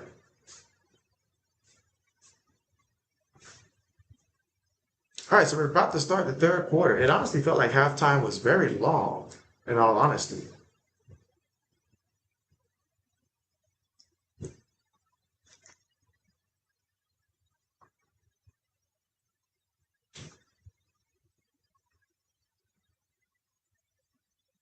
Seriously said, JB, I'm better at cooking savory dishes unless it's a cake or a banana pudding dish. Ooh, banana pudding. You might be onto something there, RC. You might be onto something. All right, the return here for UGA. Look at him. He's still running. And he gets out of bounds at about let's see where they mark him out at, but it's somewhere around the 48 or the 47-yard line. But man, what a return there by Branch and UGA picking up where they left off at.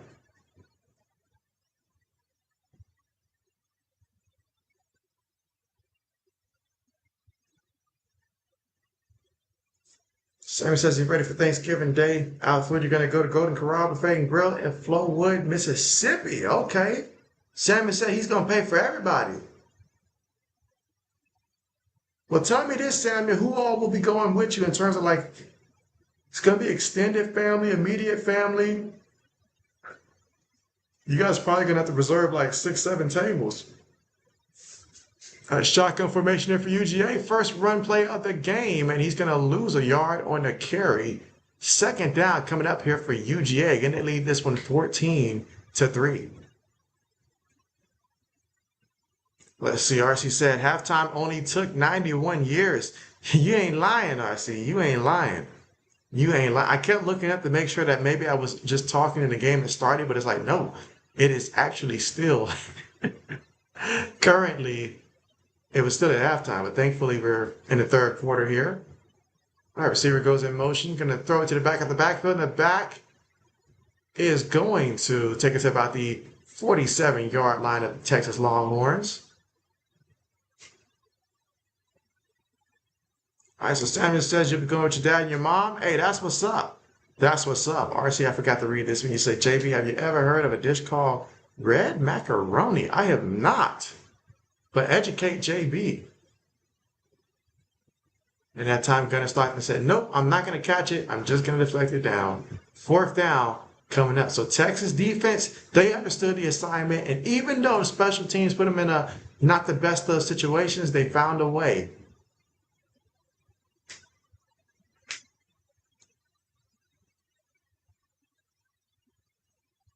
You guys let me know. Who do you guys think is going to win tomorrow between the Rams and the Seahawks? I feel like that is going to be a high-scoring, nice game.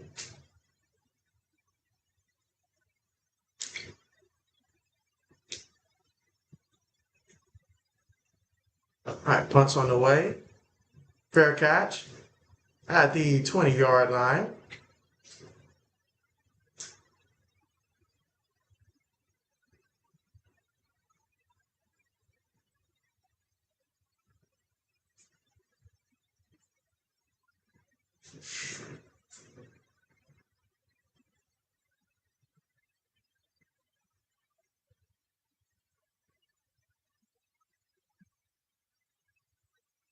All right, so let's see what Texas has in store here in the second half, in which if you're the offense here, you would love to come out, be aggressive.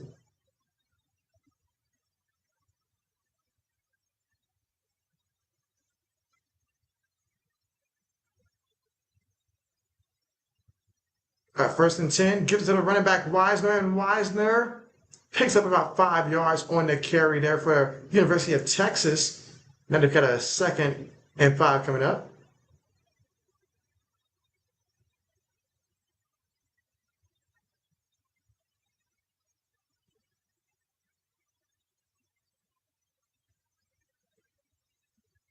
And oh, another carry here. Oh no, he's going the wrong way. Somebody help him. Oh, and UGA, when they shut it down, they shut it down. All right, and Samuel says, JB Monday night NFL game, Cowboys versus Las Vegas Raiders at Las Vegas, Nevada. So yeah, is Geno Smith going to be quarterback in that game? Or I don't know how his injury was. I don't know if he was practicing or not, but is he going to be quarterback in that game? I sort of kind of want Aiden O'Connell to come back for the Raiders and just finish out this season. I think I've seen enough of Geno Smith, honestly. And they're going to put him on a Monday night game, too. Oh, man. Poor us. All right, 3rd and 13. Manning throws it, gets the completion, and a first down. So when they needed him to convert, he did. Meanwhile, Florida's still up 24-20 late third quarter in that matchup. Let's see, RC says you basically make macaroni and cheese, but you don't use any dairy product except cheese. You boil the noodles and pour in different types of tomato sauces and add cheese, and then pop it out into the oven. The play-by-play by RC. That's what we need, a cooking channel from RC with a play-by-play with it. Throws it, gets the completion.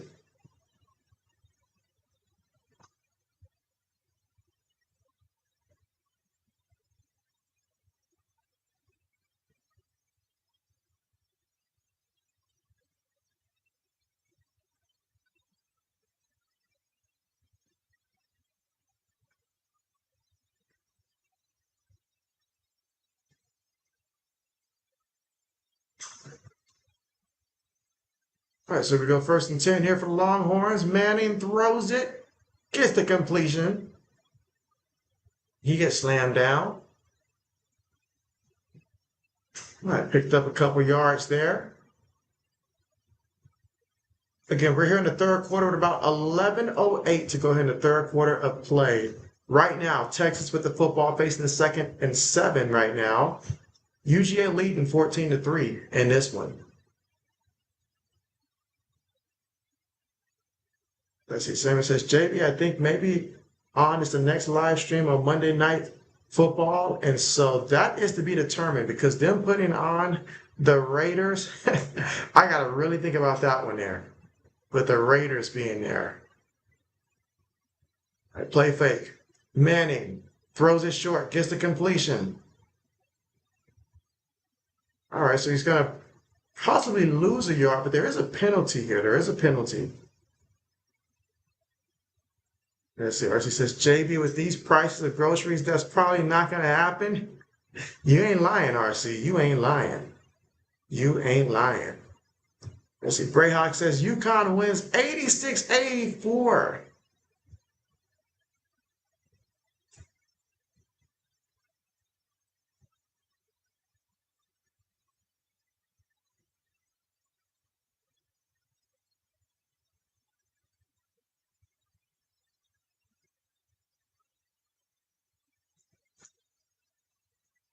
All right, so again, UGA leading this with 14-3, but Texas trying to make this drive count. Oh, but that penalty hurt. That penalty hurt. Oh, I mean, oh wow, all penalties so far have been against Texas tonight. Texas has got to do way better from a discipline perspective. Manning throws it short, and he's going to pick up about 3-4 yards there on the reception. 3rd down coming up. Try to get some of those penalty yards back.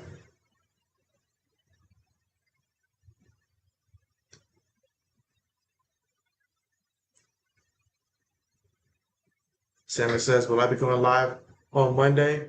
I will see after work. I'll see after work because streaming the Raiders is really tough. Really tough. So I'm just going to have to see on Monday. You know, if it's a good Monday, JB's feeling energized and stuff, then yeah, but we're talking about the Raiders here. That's tough. And Arch Manning tried to keep it himself for the run. He lost a yard in the play. Like, what are we doing? Let the kid drop back and throw the ball. What are we doing?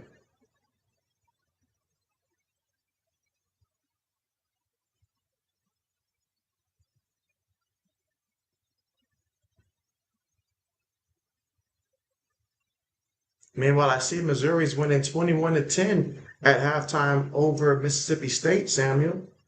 21-10. Oh, wow, that TCU and BYU game's a late game. Too late for JB.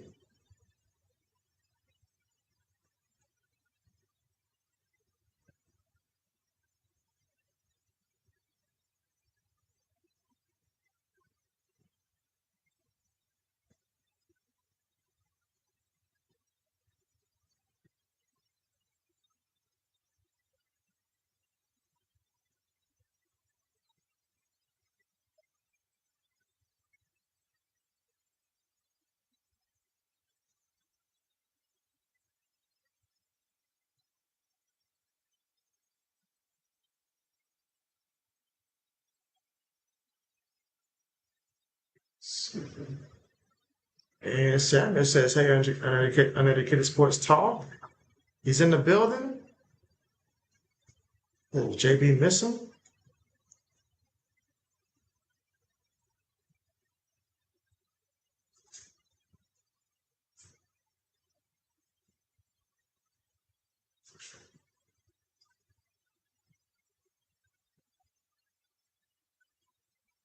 All right, let's see.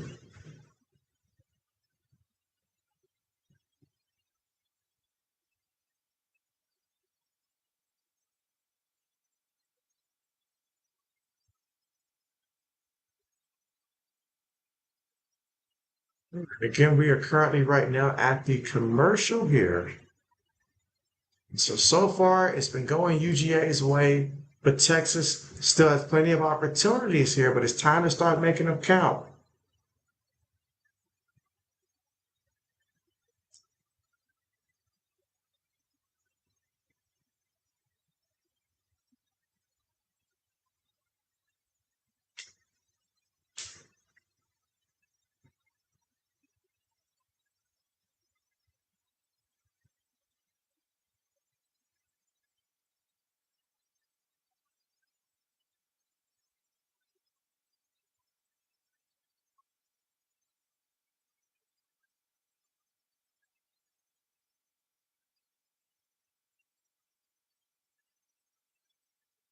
So, all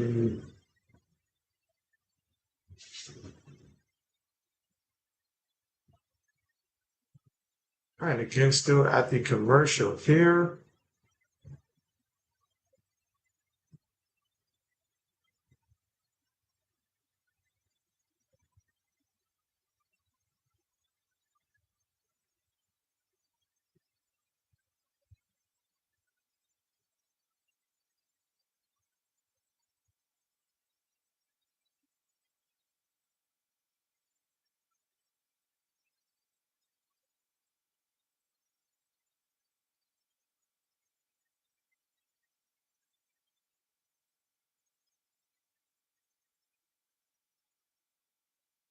So here we go to return back to the action here. Still plenty of football to be played here in this one here, but Texas, they got to find a way to get into the end zone at some point. But right now, they've got their hands full because they're going to defense here, so they cannot let UGA drive this one down the field. So from their own 18-yard line, receiver goes in motion. Gunner Stockton on the move. Gunner gonna throw this one, get the completion, tiptoes on the sideline, gets that catch. Second down coming up. And Samuel says, JB, look, my birthday cake photo comments. And so, okay, yeah, JB's got to check it out there.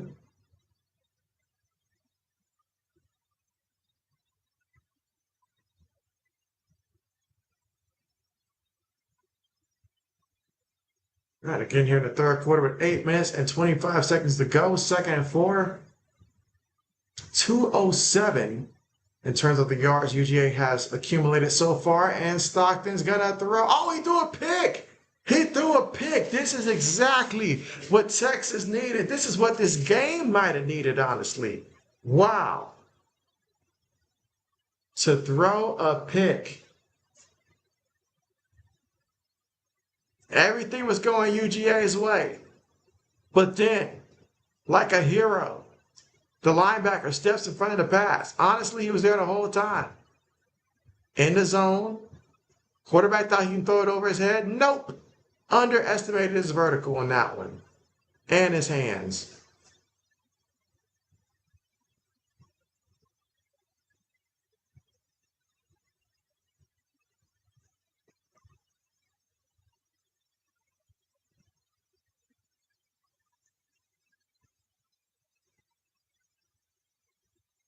Quick pass. Completed.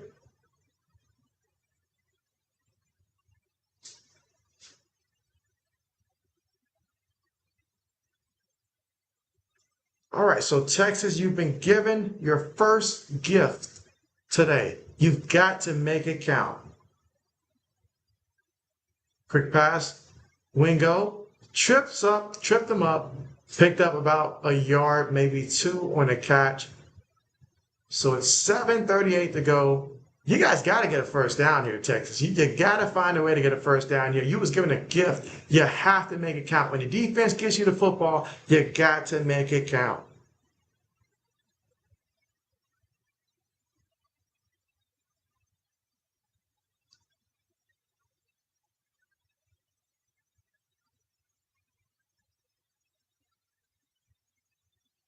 All right, so 3rd and 6.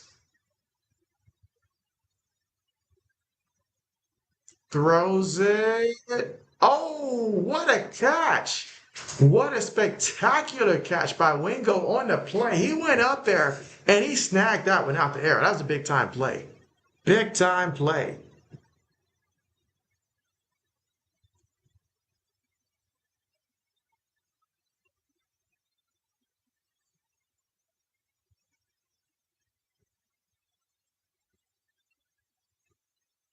All right, so it's 6 minutes and 35 seconds left to go here in the third quarter of play. Tight end goes in motion. Manning throws it. Incomplete, ball deflected, incomplete.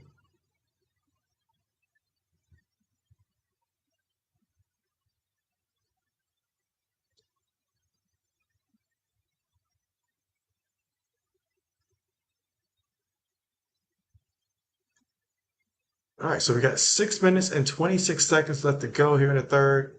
Again, UGA up 14-3, but Texas right now understanding that they could really use some points here on this drive.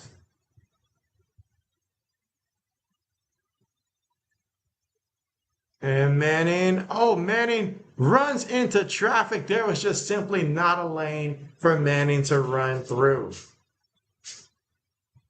That's been the theme tonight. That has been the theme tonight. See, the Buckeyes are up 27-0 in that matchup against UCLA.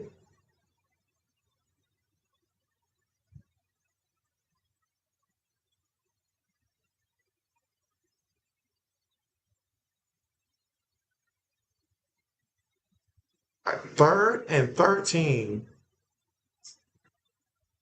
for the Texas Longhorns here. So a big third down right here. They're obviously wanting to get a touchdown. They're going to have to get a first down or possibly even a touchdown here to keep hope alive.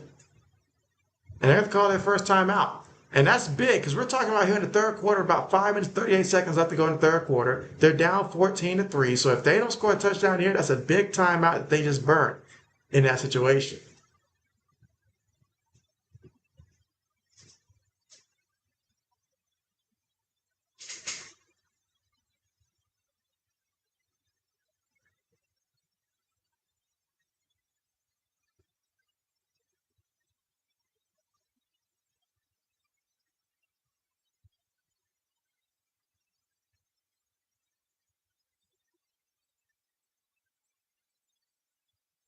And again, we are once again at the commercial. But it's been a lot of commercials in this game. Cannot even lie. There's been a lot of commercials.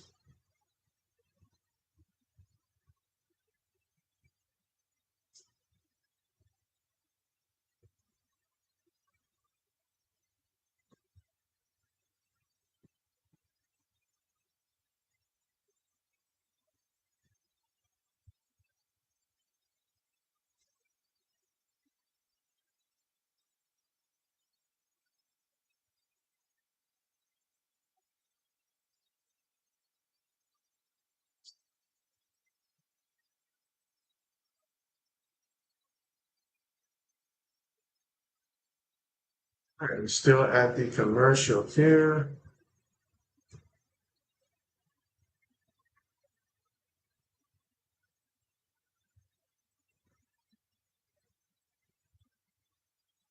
And over there showing Chick-fil-A. That looks good.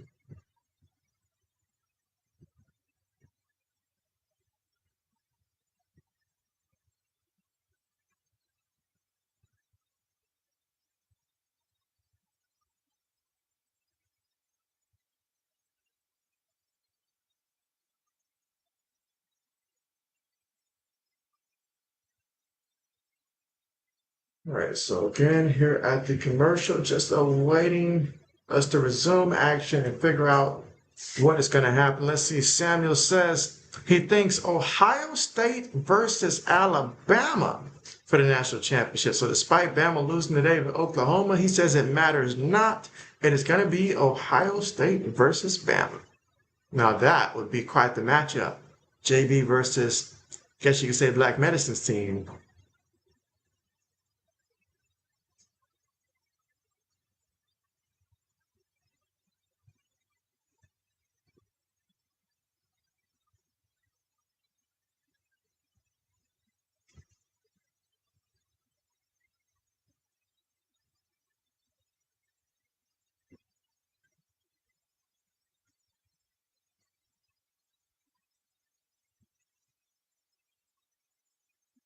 All right, so here we go. Resuming play, 3rd and 13 right now for the Texas Longhorns, who trail right now 14-3. This is a pivotal 3rd down here if you are Texas, because obviously you want to try to get a touchdown, but you really just need some points right now. What would they do? You absolutely don't want to take a sack. Manning looking. Manning throws one up there. Oh, incomplete. Incomplete, but there's a flag. There is a flag.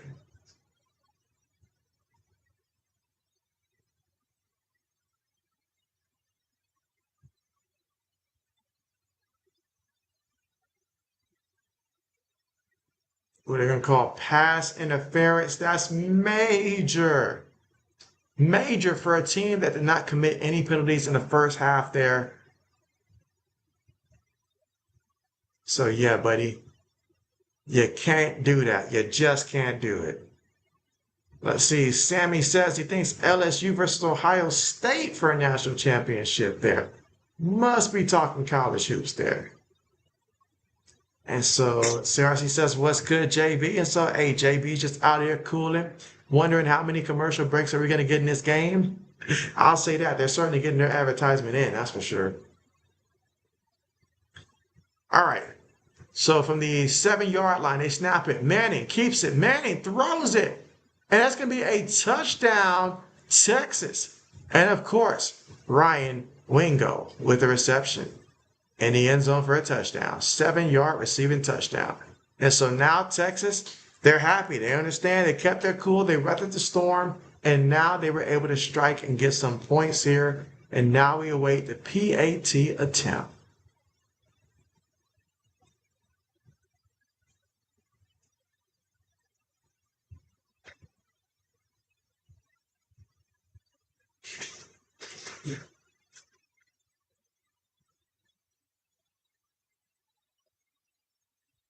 All right, extra point attempt. It is good. So now the score right now is 14-10 here in the 3rd quarter with 5 minutes and 27 seconds to go. Texas just got their first touchdown of the game. And now UGA, they'll get the football when we come back. And of course, the score 14-10 right now. UGA with the lead, but Texas feeling more confident right now.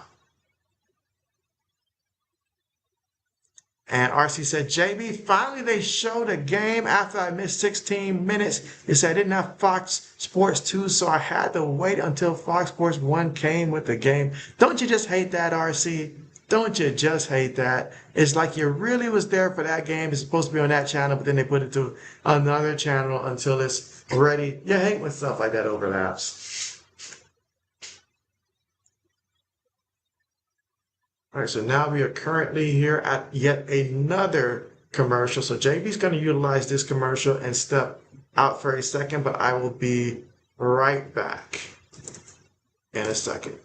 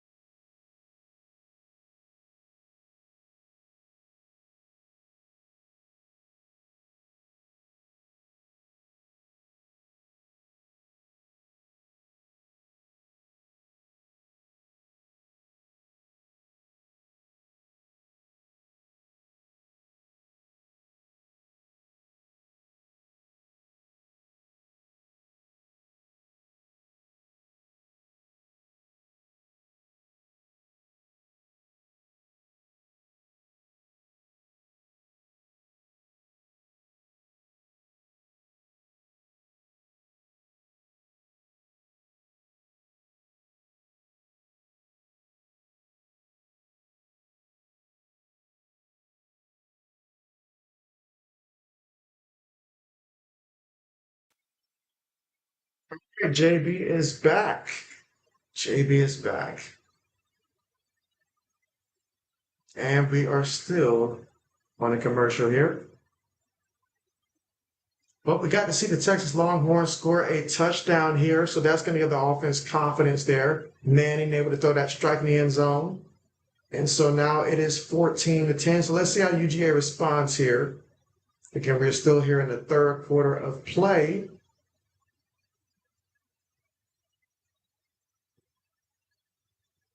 CRC says JB said play some Britney Spears and Pussycat Dolls while he was gone. JB did not say such things.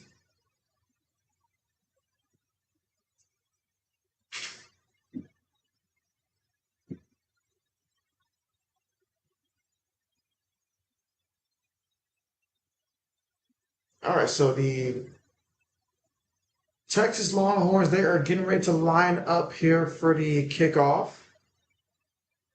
Again, third quarter with 5 minutes and 27 seconds to go. Kickoff on the way. Will we get a return here by UGA? There's been some good returns in this one. And so UGA win it. And solid return to about the 28-yard line.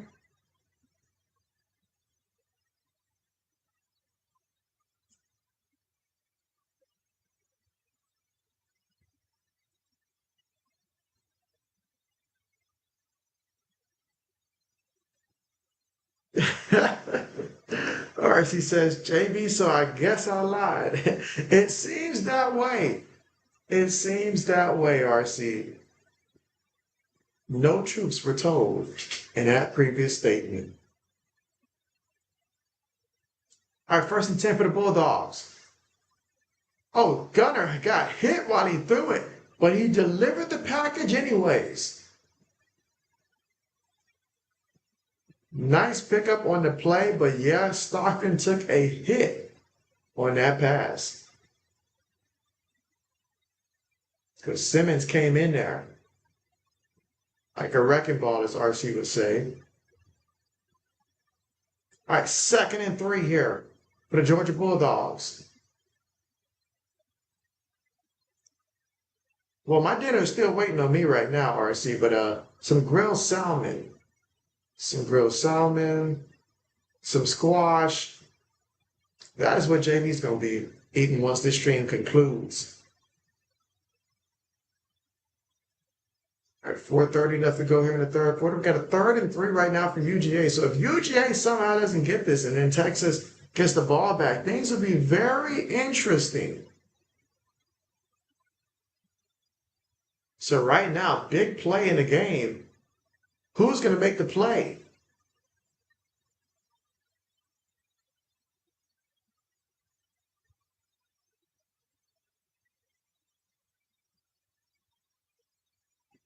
And Stockton throws it back at the back from the back. He is going to Texas believe he's short. The referee says he's short also, so it's a yard shy.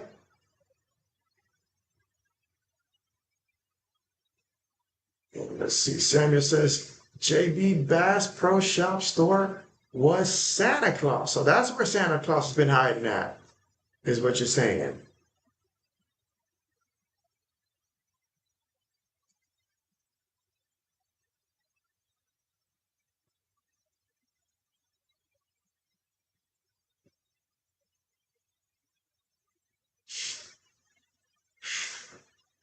All right, so 4th down here for UGA, and they're going to opt to go ahead and punt this one on 4th and 1. We're going to stop the clock here first.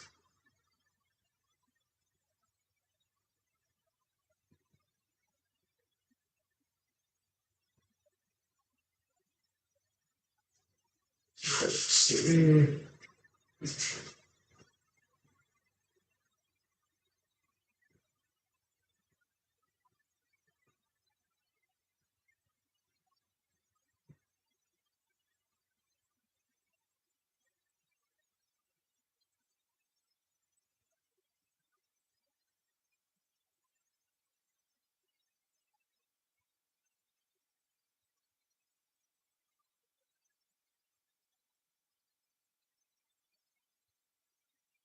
Yeah, UGA believes he got this 1st down.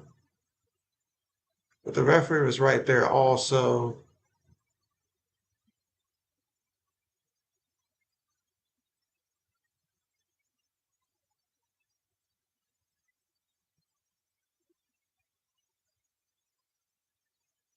Look, they say ball carrier down at 36-yard line.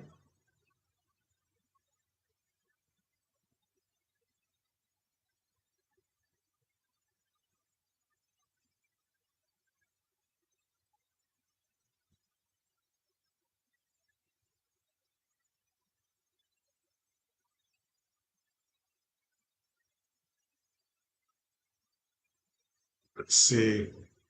RC says JB. JB to RC. All right, so they're saying fourth down. Still, so they stood with the original call there, fourth down. I was about to say now, as big as y'all is up front, y'all got to consider going for it. Let's see. I said, JB, I thought you said you were only doing early streams on Saturday.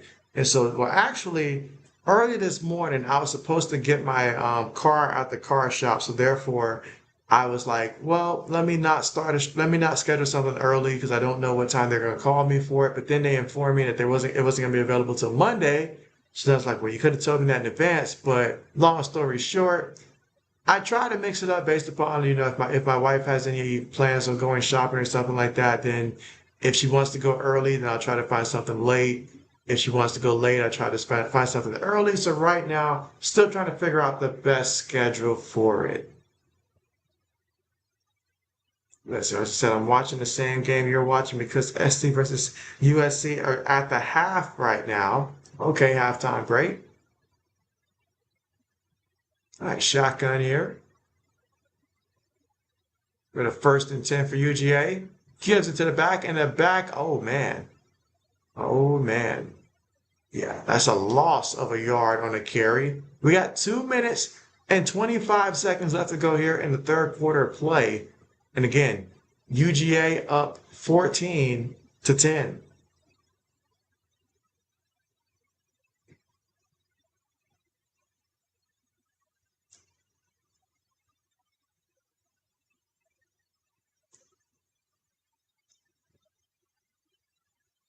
Stockton. Oh, Stockton. Stockton ran into traffic that time. He didn't like it. Third down coming up. He lost some yards there on that run. And RC says, JB, you got a Cybertruck out the shop. You're a baller. That would be the case if that were actually true. That would certainly be the case. I'd be baller of the year.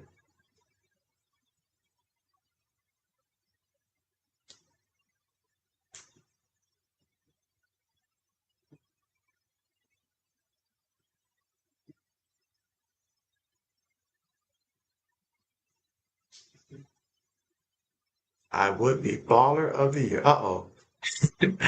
Salmon says UJB Drive was a Ford and a Jeep Dodge Chevy. And so, man, apparently JB's a man of many vehicles, apparently. This is news to JB. All right, so we're talking 4th and 5 here. Wait a minute, there's a flag. Is this a free play? It's incomplete. Another flag. Oh my goodness. Texas, what are you doing?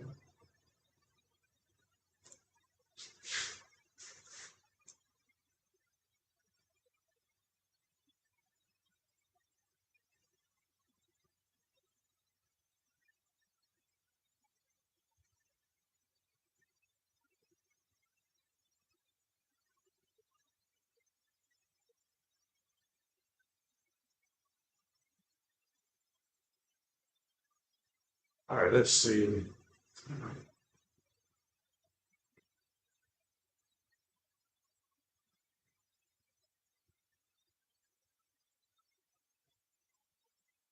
Okay, so oh man, I see Ole Miss is leading right now 27-24 over Florida. They're in the fourth quarter, under 3 minutes to go in that matchup. Wonder how that was going to play out there. But UGA, fresh new set of downs to work with here. First and 10, gonna feed to the back in the back. He is gonna fight, still in his feet there, slippery runner there. Picks up about a good 8 yards there on the play. Just when I thought it was gonna be a 2-3 yard gain, he just slid his way through. Second and 3.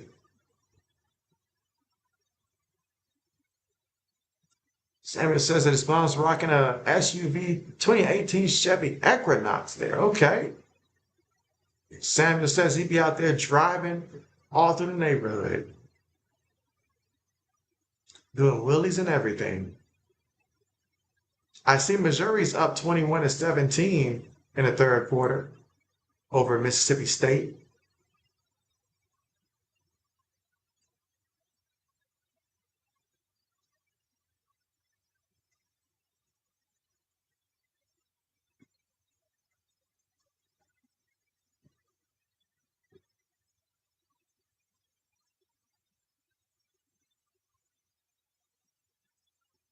I see Lakers are up 105-87.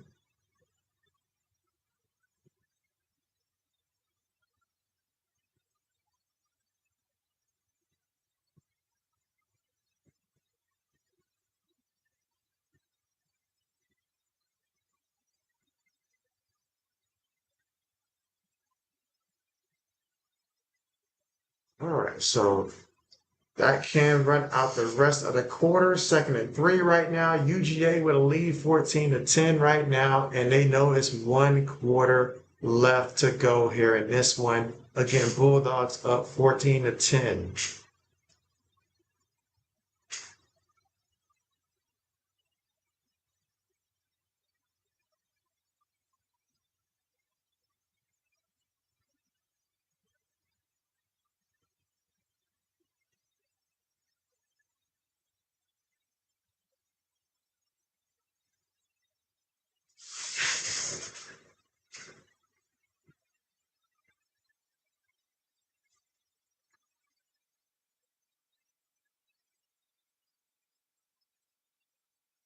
So Sammy says, do I drive a Chevy?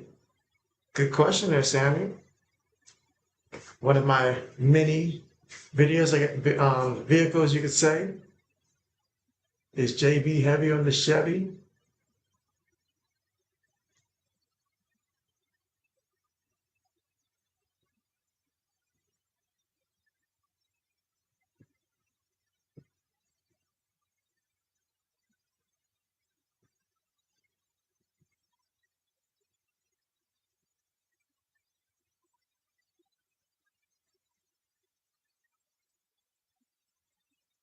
All right, let me see. Then we're at the commercial here.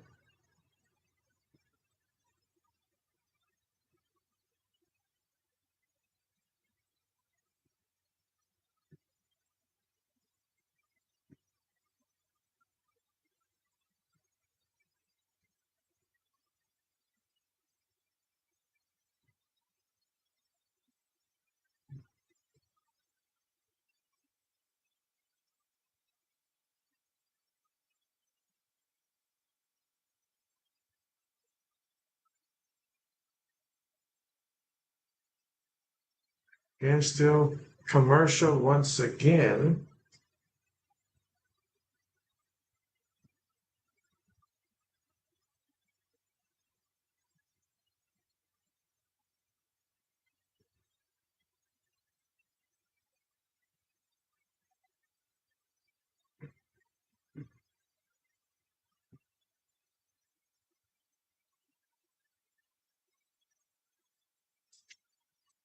Okay.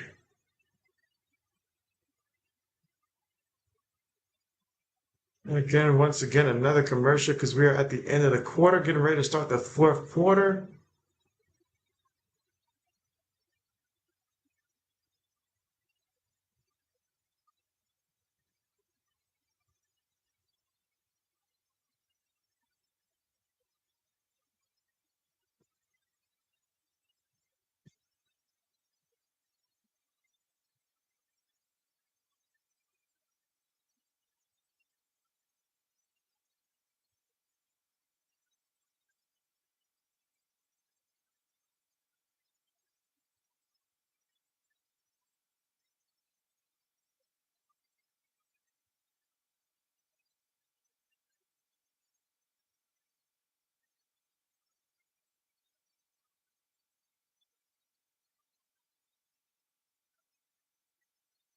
And we are waiting for the fourth quarter to resume here. We've had quite a few commercials in this one.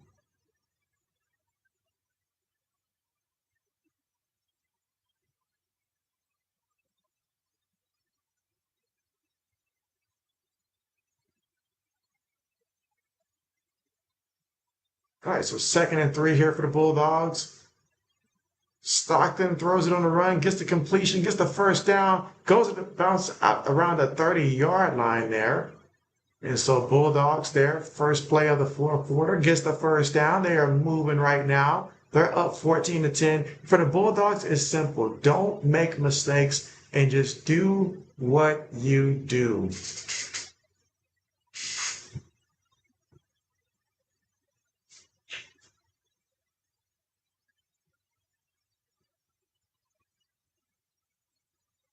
All right, 1st and 10.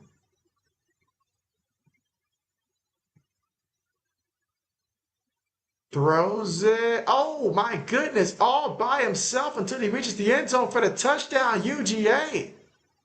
How do you let that happen? They lulled the defense to sleep and then they took advantage. That was London on the track there. Humphreys with the 30-yard receiving touchdown. Let's see. She said, JB, that sounds like a healthy meal. Salmon, rice, veggies, and linguine. Hey, JB does what makes it do what it do. You know?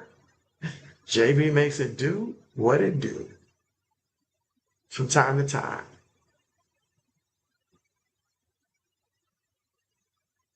And now the PAT attempt coming up here for UGA. A big touchdown here, which puts the pressure, especially on Texas here, as offensively they've got to replicate the success they had last time out there. And can they? Will they? That is the question.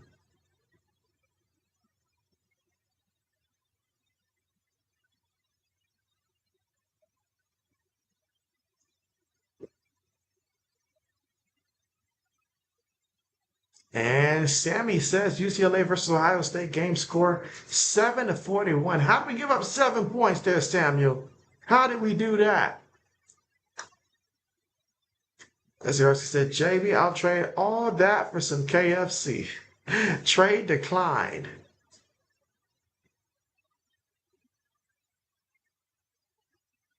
Oh man, that was definitely all by himself.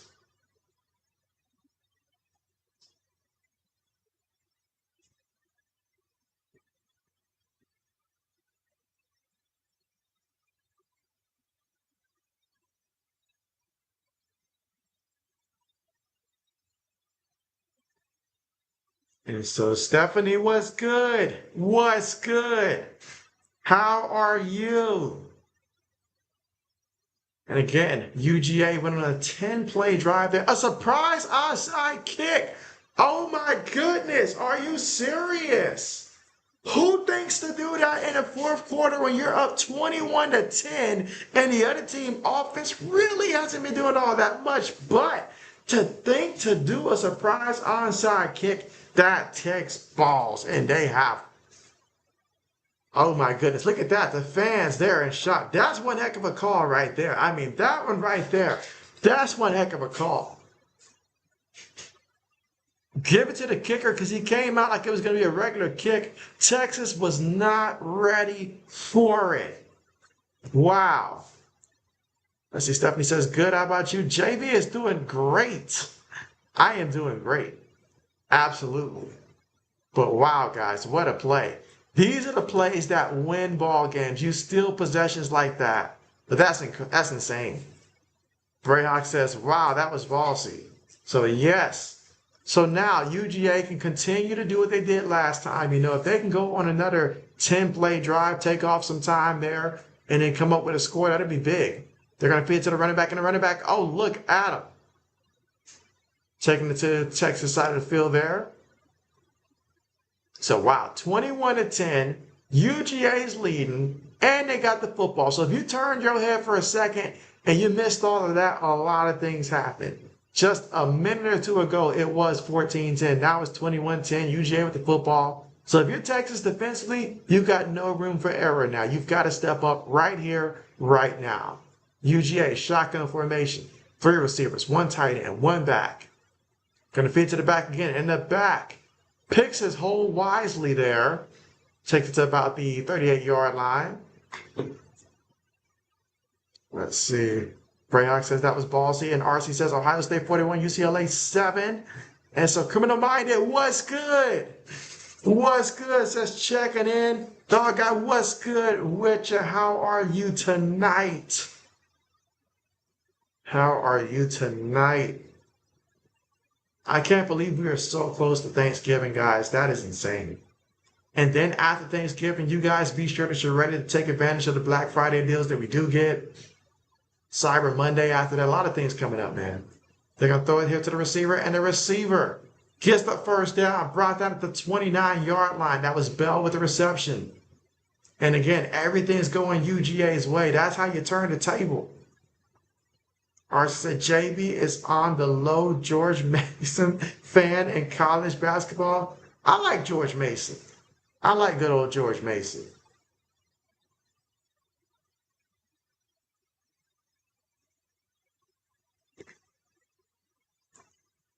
RC says, Brayhawk, you hate South Carolina. Get to the back again, and oh man, look at that. I'm noticing on this drive, every time, Gunnar Stockton is handing the ball off, there's a linebacker going full speed, hoping that Gunnar Stockton pulls this ball back in so he can just light him up.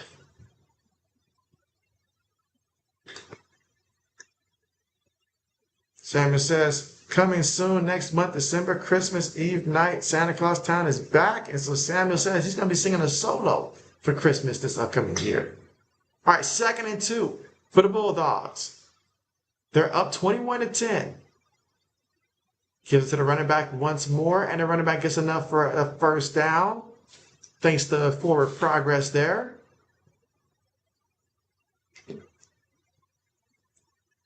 Brayhawk says, well, RC, I know what South Carolina hates, and it's 30-3 leads. So Brayhawk already taking shots already. If you're a South Carolina fan, just turn your head. Just turn your head.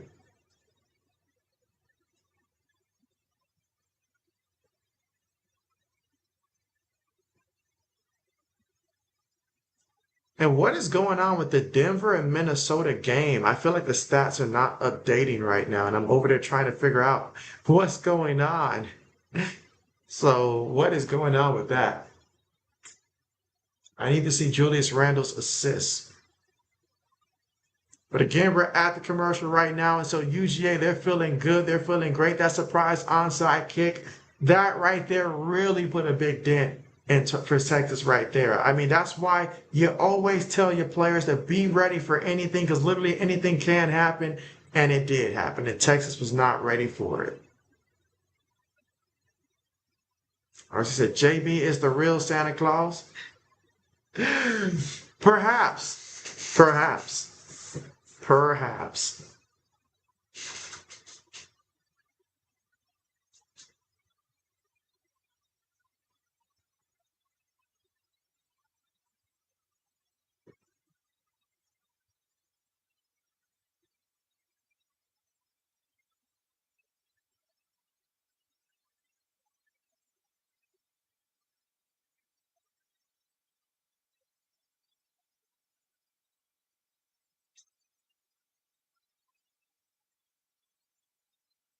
Let's see. Brayhawk says Lane Kiffin beats his new team.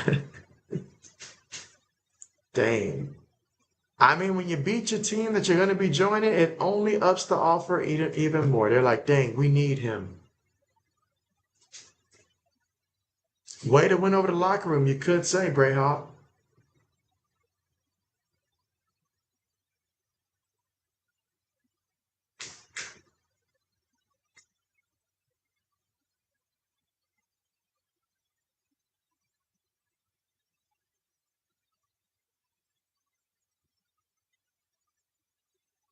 Let's see. RC said, okay, JB, if you are Santa Claus, where is my PS5 and your big screen TV? You know what, Santa Claus, he ain't got the budget this year, RC. Hard times there, hard times. Santa's on a budget. Everybody's getting a journal and a pencil this year.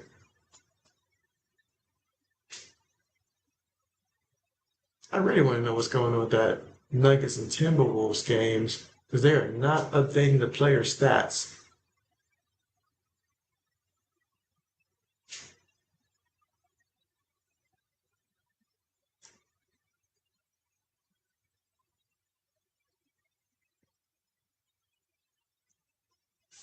Oh, well.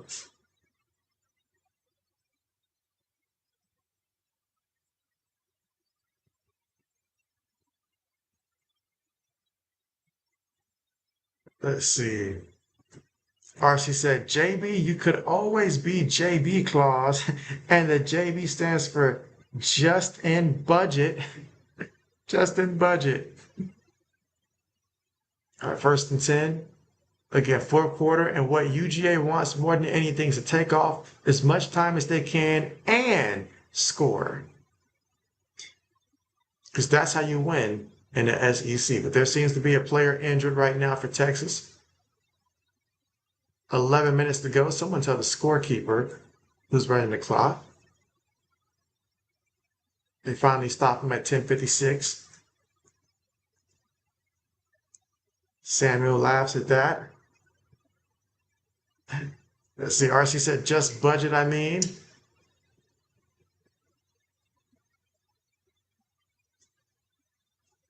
All right, but there is an injured player being looked at right now for Texas. Here in the 4th quarter with 11 minutes left to go. Again, UGA up 21-10 right now. And that's Anthony Hill Jr., who's a junior.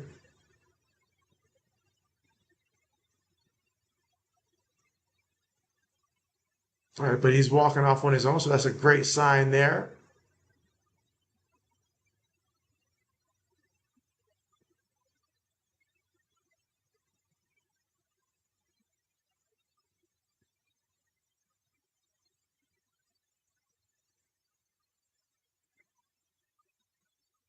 RC says he's going to ask Leah Boston on a date. I'm not so sure that the miss is going to be happy about that one, RC. I don't think she's going to approve you to do that at all.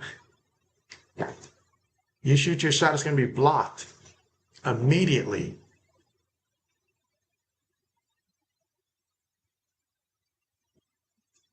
Blocked by your girl, saying nope.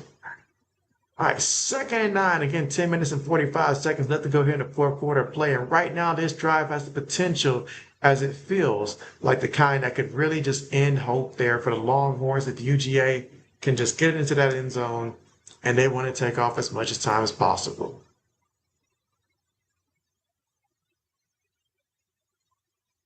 Gunnar Stockton's going to keep it himself there, running. Oh, gets enough of the 1st down. Look at that. Making play after play after play. And RC says, JB, what she does not know won't hurt nobody. Let's just hope that's the case, RC.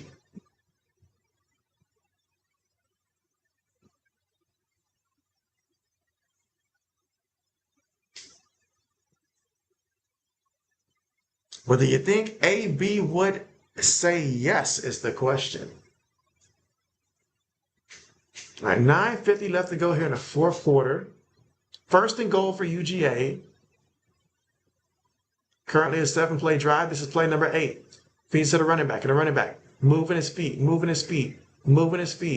Forward progress, line help, all that. It stalls out. Maybe a pickup of perhaps 2 on the play.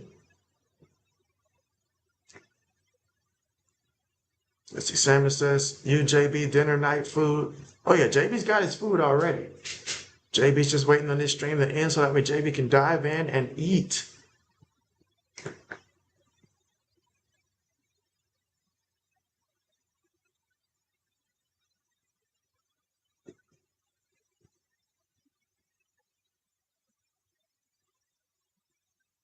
All right, so here we go. 2nd and goal. Under 9 minutes to go here in the 4th quarter play for UGA, who's up 21-10. And now Gunnar Stockton's going to throw this one and gets the touchdown. Some call it lucky, some don't. But, hey, he got it. And Dirty 30 knows what that means. What's good? He says, go Dogs. He's happy about that. Hey, and there's a lot to be happy about. Tips off the Kirby Smart there. He had the perfect timing. He must have saw that the special teams was just simply just running, not looking back. Whatever he saw, hey, it worked. That's how you close out a game. And so many teams don't know how to close out a game, but that's how you do it. Mr. RC said, JB, you know I'm not a good role model.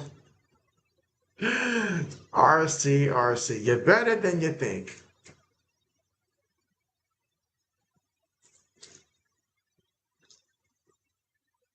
All right, extra point is good, 28 to 10.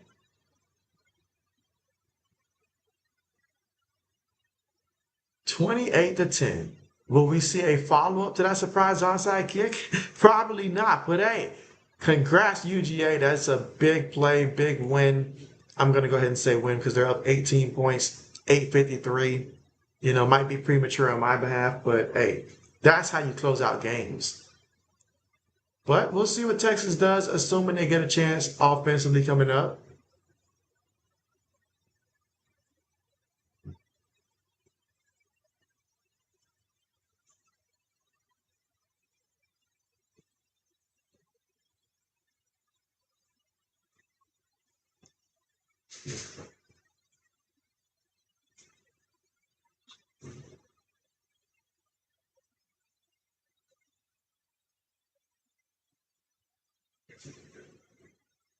All right, again, we are at the commercial here.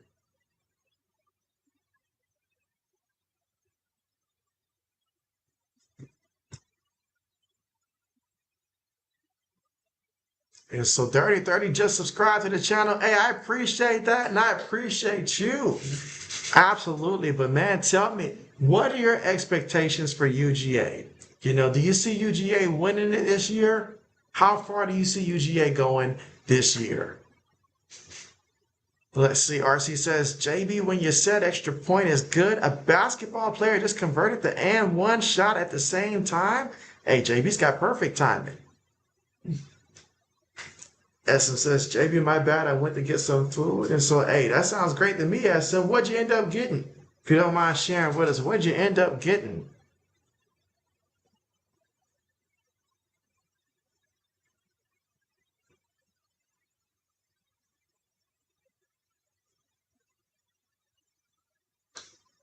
Essence says, Carl's Jr., okay. Okay. Well, tell me this, guys. Tell me this. With Thanksgiving coming up, who here in the chat is the go-to cook for the family with a big occasion like Thanksgiving coming up? So who here is the go-to cook? And if you're not the go-to cook, who in the family is the go-to cook that's trusted to at least engineer, or I shouldn't say engineer, or at least be in charge of Thanksgiving food and make sure that if anybody is going to contribute, it goes through this person? Let's see, Sammy says he's got 97 subscribers now, so you're 3 away from hitting 100, Samuel. That's what's up. When is the next video coming? RC said, JV, what's your least favorite food to eat? You know what? My least favorite food to eat. You know, I don't remember the name of this one thing, but it was like an Asian dish that I tasted years ago. And it's like extremely healthy, but the taste was so bad. I put down snacks for the rest of the night. I could not get that taste out of my mouth. And when it finally disappeared, I was like, no more. No more.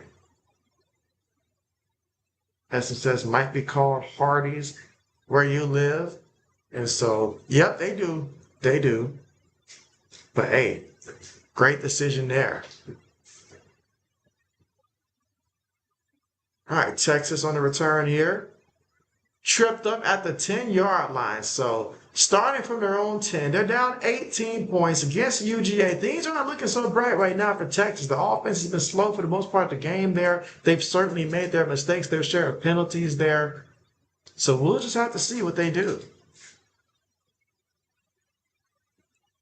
Let's see, RC said at Thanksgiving, everyone that knows how to cook and washes their hands better chip in on the holiday cooking. RC said it takes a community to feed the community.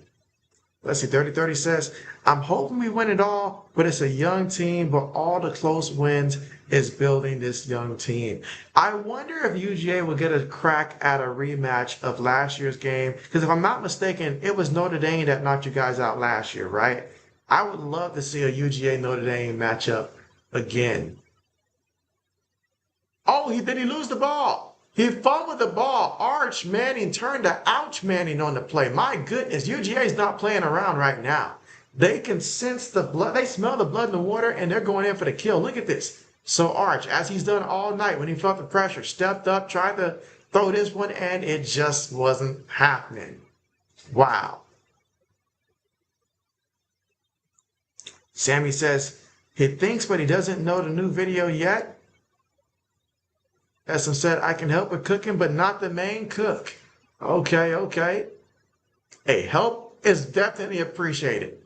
Now, if anybody's out here is a one-person army in which they're out there doing most of the dish, now, of course, if somebody brings dessert and stuff like that, but I'm talking about the core dish, you're handling it, hey, hats off to you. Hats off to you. All right, we got 3rd and 14 coming up right now. And so if you're UGA, you're pinning your ears back here and you're about to get after it. You're up 28-10, 3rd and 14. Archman is going to be feeling all kinds of pressure on his play here. He's from his own 7-yard line, fresh off a fumble that his offense did recover. Can he recover on this one? Gets the snap, looking, going deep, incomplete. And that is going to be 4th down. They've got no choice but to punt it. Let's see. Oh, my bad, RC. You say, JB, do you like chicken and beef, fried rice, and orange chicken? Oh, yeah. Oh, yeah. You say black pepper steak and beef lo mein. You like stuff like that. And so, you know what, RC? I do. JB does.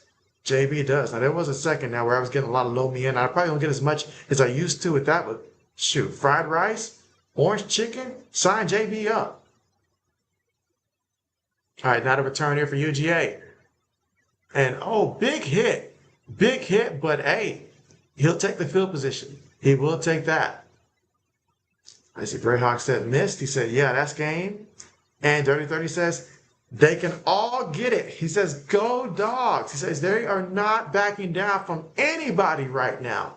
And when you play like this, you certainly shouldn't back down to nobody. So best of luck to your Bulldogs the rest of the way. Now, there's still 7 minutes and 49 seconds left to go in this one here, so UGA has to run some clock here, and the way they've been running the football, we know what they're going to do. Defense is tired, deflated. Stockton up under center here. Receiver goes in motion, going to give it to the back, and the back is going to pick up about 2 yards on the carry.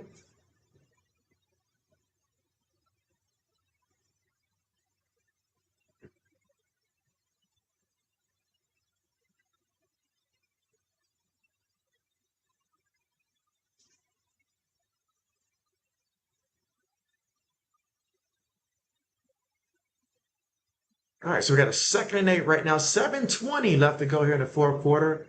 And it's very simple. Just keep running that clock right now for UGA. Stockton up under center here. Going back in the backfield. Off the left side. Look at that 1st down. Look at him run, still fighting all the way to about the 10-yard line. You know he wants a touchdown. You know he wants to. As Mr. JB once said, it's the other team's job to stop him. So he's going all out there. Look at that. Excellent blocking, a lot of space there. I don't know where Texas head is right now, but they certainly, they don't want the smoke no more. Essen says, JB, are you a turkey or ham guy? You like turkey? It depends on how that turkey's made now. Because if that turkey's dry, give me the ham. But if that turkey's baked right, then give me that turkey. Because I feel like turkey's not something that I have as much. So I'm going to lean towards turkey if it's done right. All right, 1st and goal. Another carrier for the back. Picks up 2 yards there. That works for UGA. Let's see. He says, JB, you have to stop eating barbecued baboons armpits. RC, it was stopped before it began. And Samuel says Florida versus Ole Miss final score 24-34. And Ole Miss with the W. Brayhawk says, looks like we'll be seeing Georgia versus either A&M or Bama in the SEC championship game. And so would it not be A&M?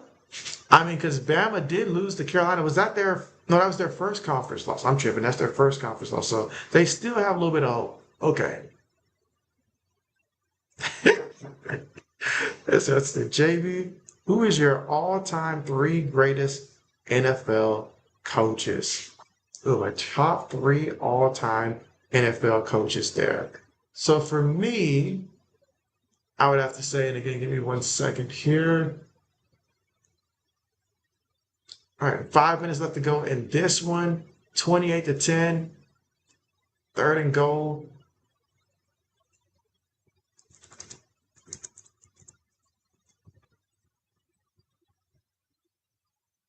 All right, so again, milk as much time as possible before they call that time. Well, Texas called the timeout there.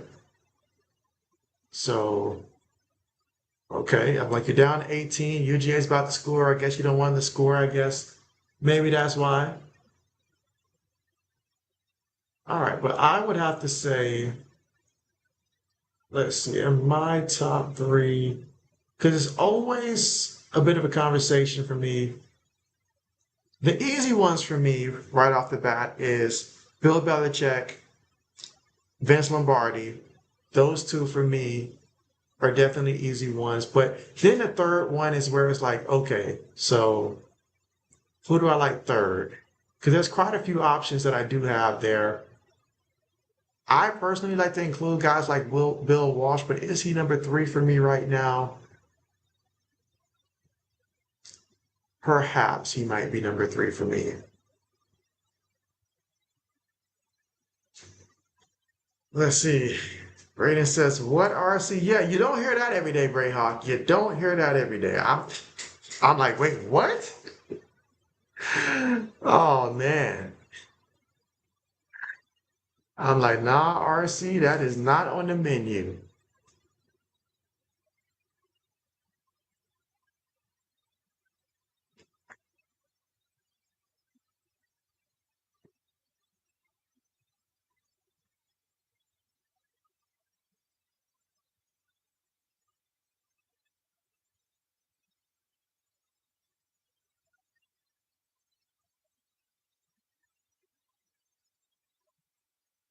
All right, again, we are at the commercial right now as UGA.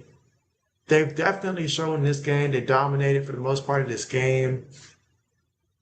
And as for Texas, you still have a tough path the rest of the way of the schedule. So got to find a way to move on, find some positive things that you can learn from this one. But this was UGA tonight. This was UGA tonight. Russia says Parcells, Belichick, Cower, or Dungy, Jimmy Johnson, Andy Reid. Okay, you put Bill Cowher in that list.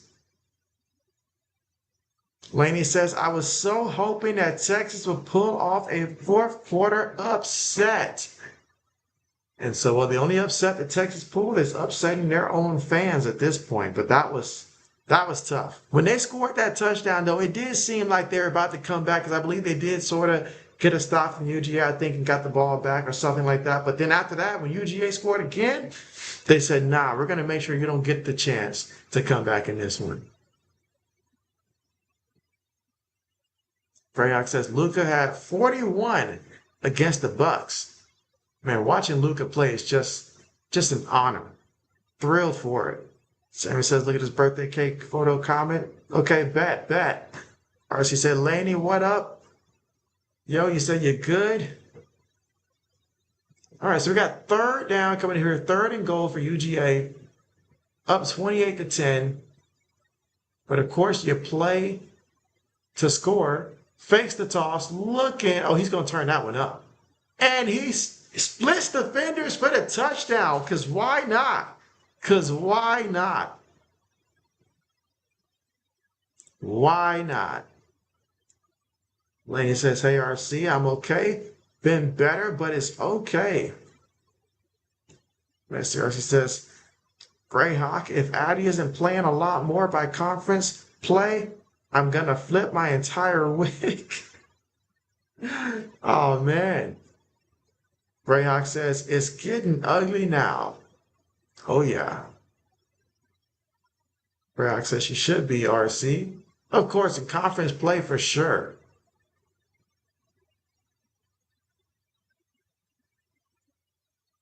All right, 35-10 is the score right now.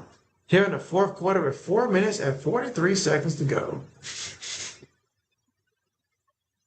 And we appreciate everybody that's still on right now. This game may be over, but we are going to see it all the way to the end of it.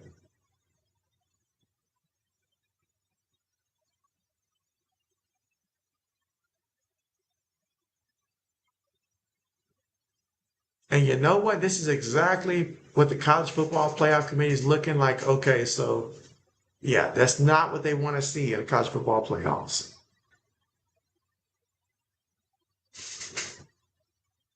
RC said, JB, thanks for watching my lady stealing steak and lobster videos. The numbers from that video did really well. 544 views. Hey, that's great. That's great. That is great. 544. Hey, and that was funny though. That was funny. I was like, that is just that is funny. Like the things that some people do. That's insane. Brock says Texas fans having a tough day today. Oh, it doesn't get tougher than that now. No tougher than that. And Samuel says UCLA versus Ohio State game. Final score, Buckeyes won 48-10. Go Buckeyes.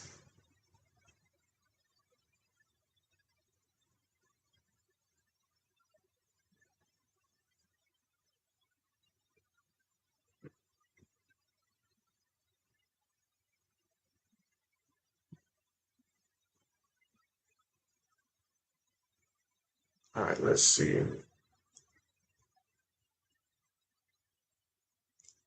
Throws it, gets the completion here, and again, just got to find some positive things. You don't want to end on a bad note here. So if you're Texas there, even though this isn't going to change the outcome of the game, you definitely want to go down there and try to score.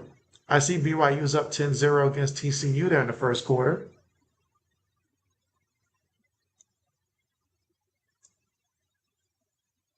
RC said, JB, my buddy, well, requested that I do more news stories commentary. And so, I mean, you may be onto something, really. You know, you may be onto something. If the views are coming in and it's something that you don't, you know, it's something that you do enjoy going through or it's not a hassle, then hey, go for it. All right, so Brayhawk says Texas has been eliminated from the playoffs. How many SEC teams do we see getting in now? That is the question. You know, so let me take a look to the side and see the SEC conference standings right now. So that way I can make sure I don't forget anybody.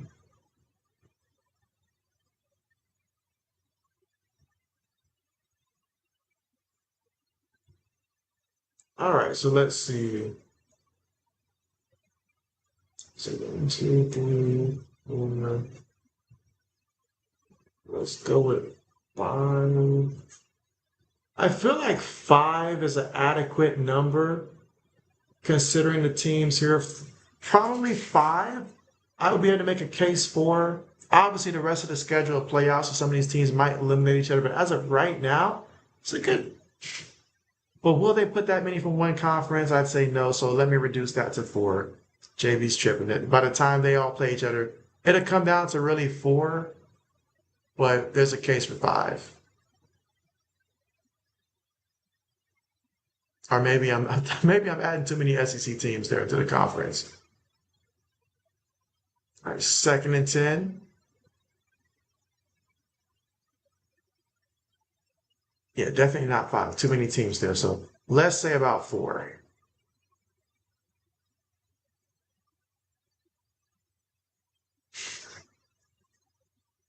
All right, so now we've got a 3rd and 10 here in the fourth quarter with 4:08 left to go in Texas right now. Still trying to finish strong. UGA, they're just as amped up. They want a strong finish too. Manning out of the shotgun, pressure coming. Manning throws it there in the back. Oh, he couldn't even catch it. Couldn't even catch it. It's been just that kind of day.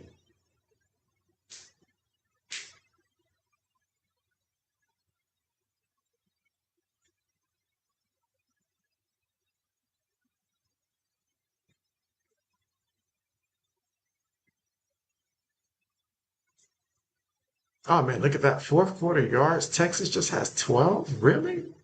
Oh my. All right, so fourth down here.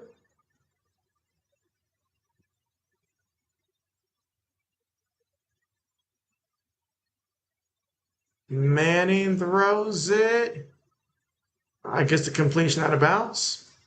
It's going to be a first down. But all we really care about now is that clock. Keeping that clock moving. Arcee said, JB, did you see the one I did about the girl who bit into needle that was hidden in her Snickers bar or something on Halloween during trick or Was it a Snickers bar? I ain't gonna lie, they would have had JB like that too. Because if it was a Snickers bar, JB was not gonna turn it down. I would say that. But man, that is. I don't think I've seen that one. I'm trying to think though, because I do remember seeing something similar to that, but I don't think I saw that particular one. And Samuel says, you think national championship winner? The Ohio State Buckeyes. Let's see, Brad says, you actually see 5 getting in if Alabama wins the SEC and if A&M beats Texas and Georgia Tech beats Georgia. And so I said 5 initially because I was looking at the team records. I can see the path there, but I wasn't sure would they put 5 SEC teams in there? That's a lot of spots for one conference. And so Andrea, what's good? What's good? How are you? How are you? Thanks for coming through. All right, and again, right now for Texas, this is all about just finishing strong right here because you don't want to walk out knowing that you just played that bad. So even though you got beat, just go out there and keep competing.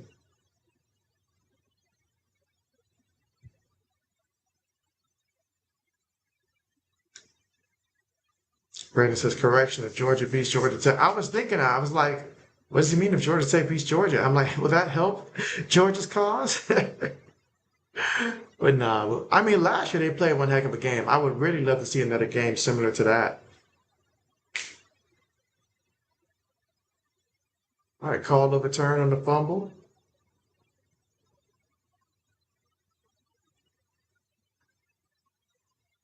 3 minutes and 37 seconds left to go here in the fourth quarter play, and UGA up 35 to 10.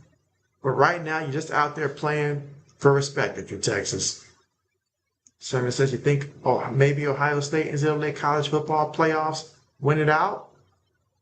I like that one. Manning throws it short, gets the completion, and great job by the defender there. Stop his progress, trying to whip the ball out.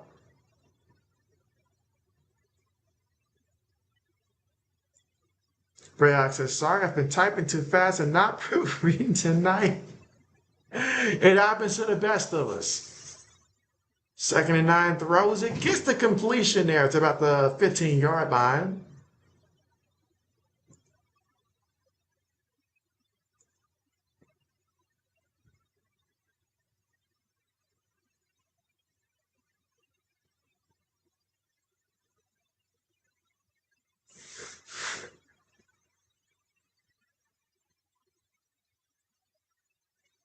All right, and again, 3:02 left to go.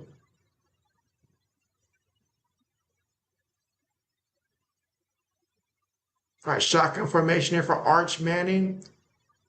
Manning moving, throws this one, just throws this one away basically. Incomplete. 2nd and 10 coming up with 2 minutes and 56 seconds left to go.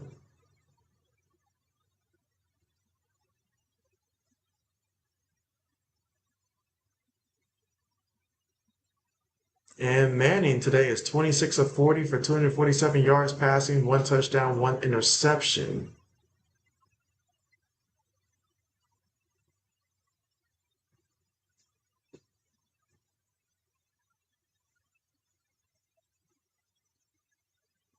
All right, 2nd and 10. Looking, throws this one, gets the completion, and he's going to be brought down around the 10-yard line. All right, RC says, JB, when is your next stream? And so my next stream is supposed to be Monday Night Football. That's supposed to be Monday Night Football, but I got to think long and hard about the Raiders. So what I'm going to do is I'm going to wait till after I finish work and stuff like that, see if everything's going as it should be. So it should be Monday. But man, RC, I really hope that the Raiders come ready to play, because that one could get ugly.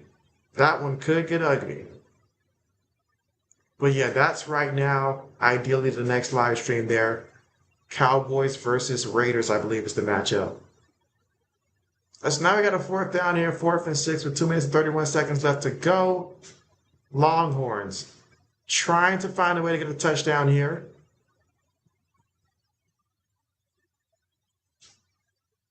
All right, so we got trips at the top of the screen here. Manning looking. Manning throws it up there. Incomplete. Incomplete. Manning took a hit. You don't want your quarterback taking hits like that. 2 minutes and 26 seconds left to go. UGA will get the football. You guys know what that means. It's time for UGA to burn some clocks. RC says, JB, I kind of leave the news story about sexual assault out. You said kind of a bit cringe to me for content. Plus, they say the R word too much for me in the newscast. I understand that completely. I certainly understand that one completely. But yeah, if you're Texas, brutal loss here. Brutal loss here. You came in here understanding that you needed to win this one if you're going to keep those college football playoff hopes alive. Again, Texas came into the season ranked number 1. But not the results you want. But hey, 7-3, you still have many goals ahead of you. RC says, Cowboys 44, Raiders 7. That's what I'm afraid of. That's what I'm afraid of. But hey, if you tell me that those 44 points are the result of Jamal Williams going out there and running the ball for my fantasy football team, I'll take it. I'll take it.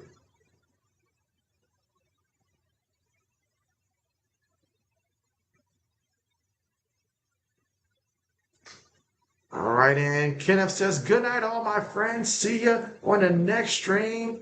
And when is it? And so, yeah, we're all anticipating that Monday night football game between the Cowboys and Raiders. It would be a good time for the NFL to flex out that game, but I get it.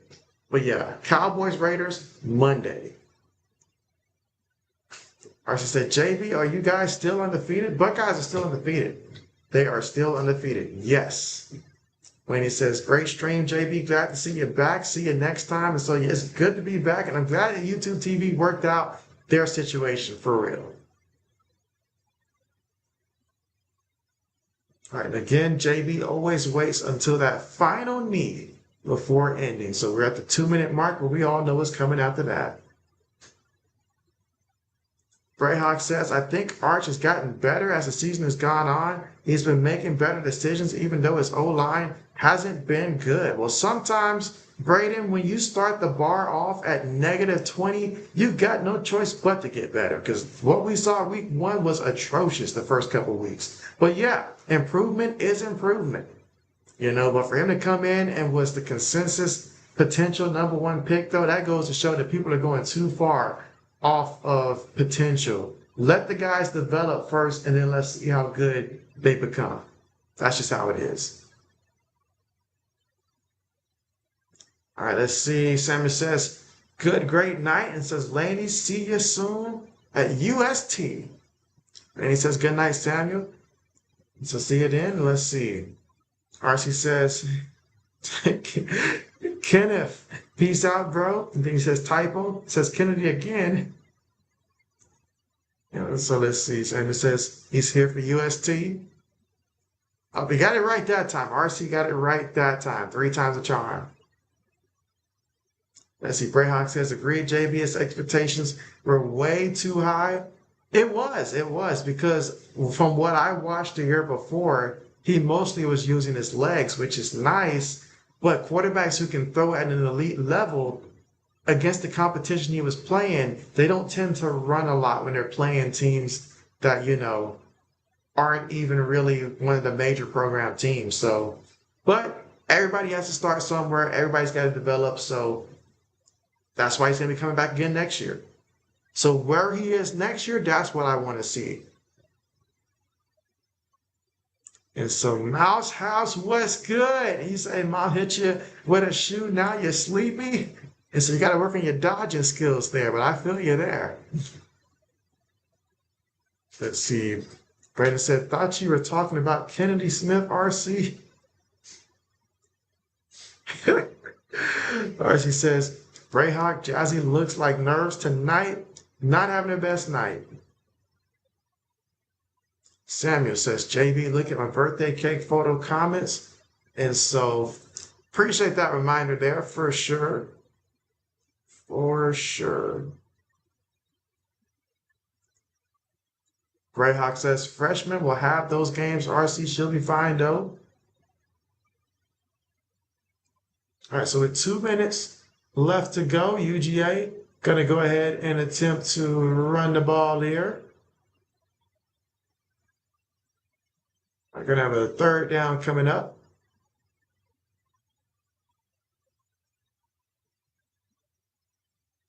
And again, backups, quarterback in the game for UGA.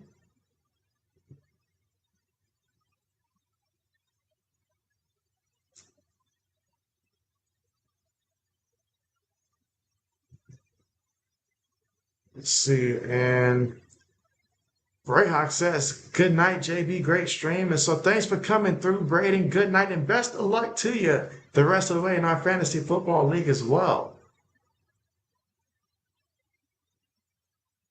Oh, look at that. Going nowhere, no time soon. UGA unable to get any yards. They'll lose his yards, actually. But most importantly, the clock is running. Now, they won't be able to run out the clock there, but they will leave Texas with about 20-something seconds after they end up running down the clock. Let's see. Sammy says, oh, no, Mississippi State, bad game. What's the score right now for Mississippi State?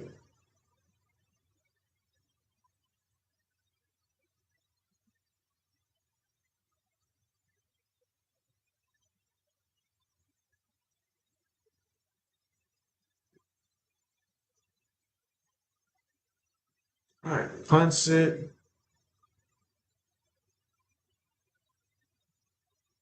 All right, ball goes out of bounds. So there's about 21 seconds left in this one.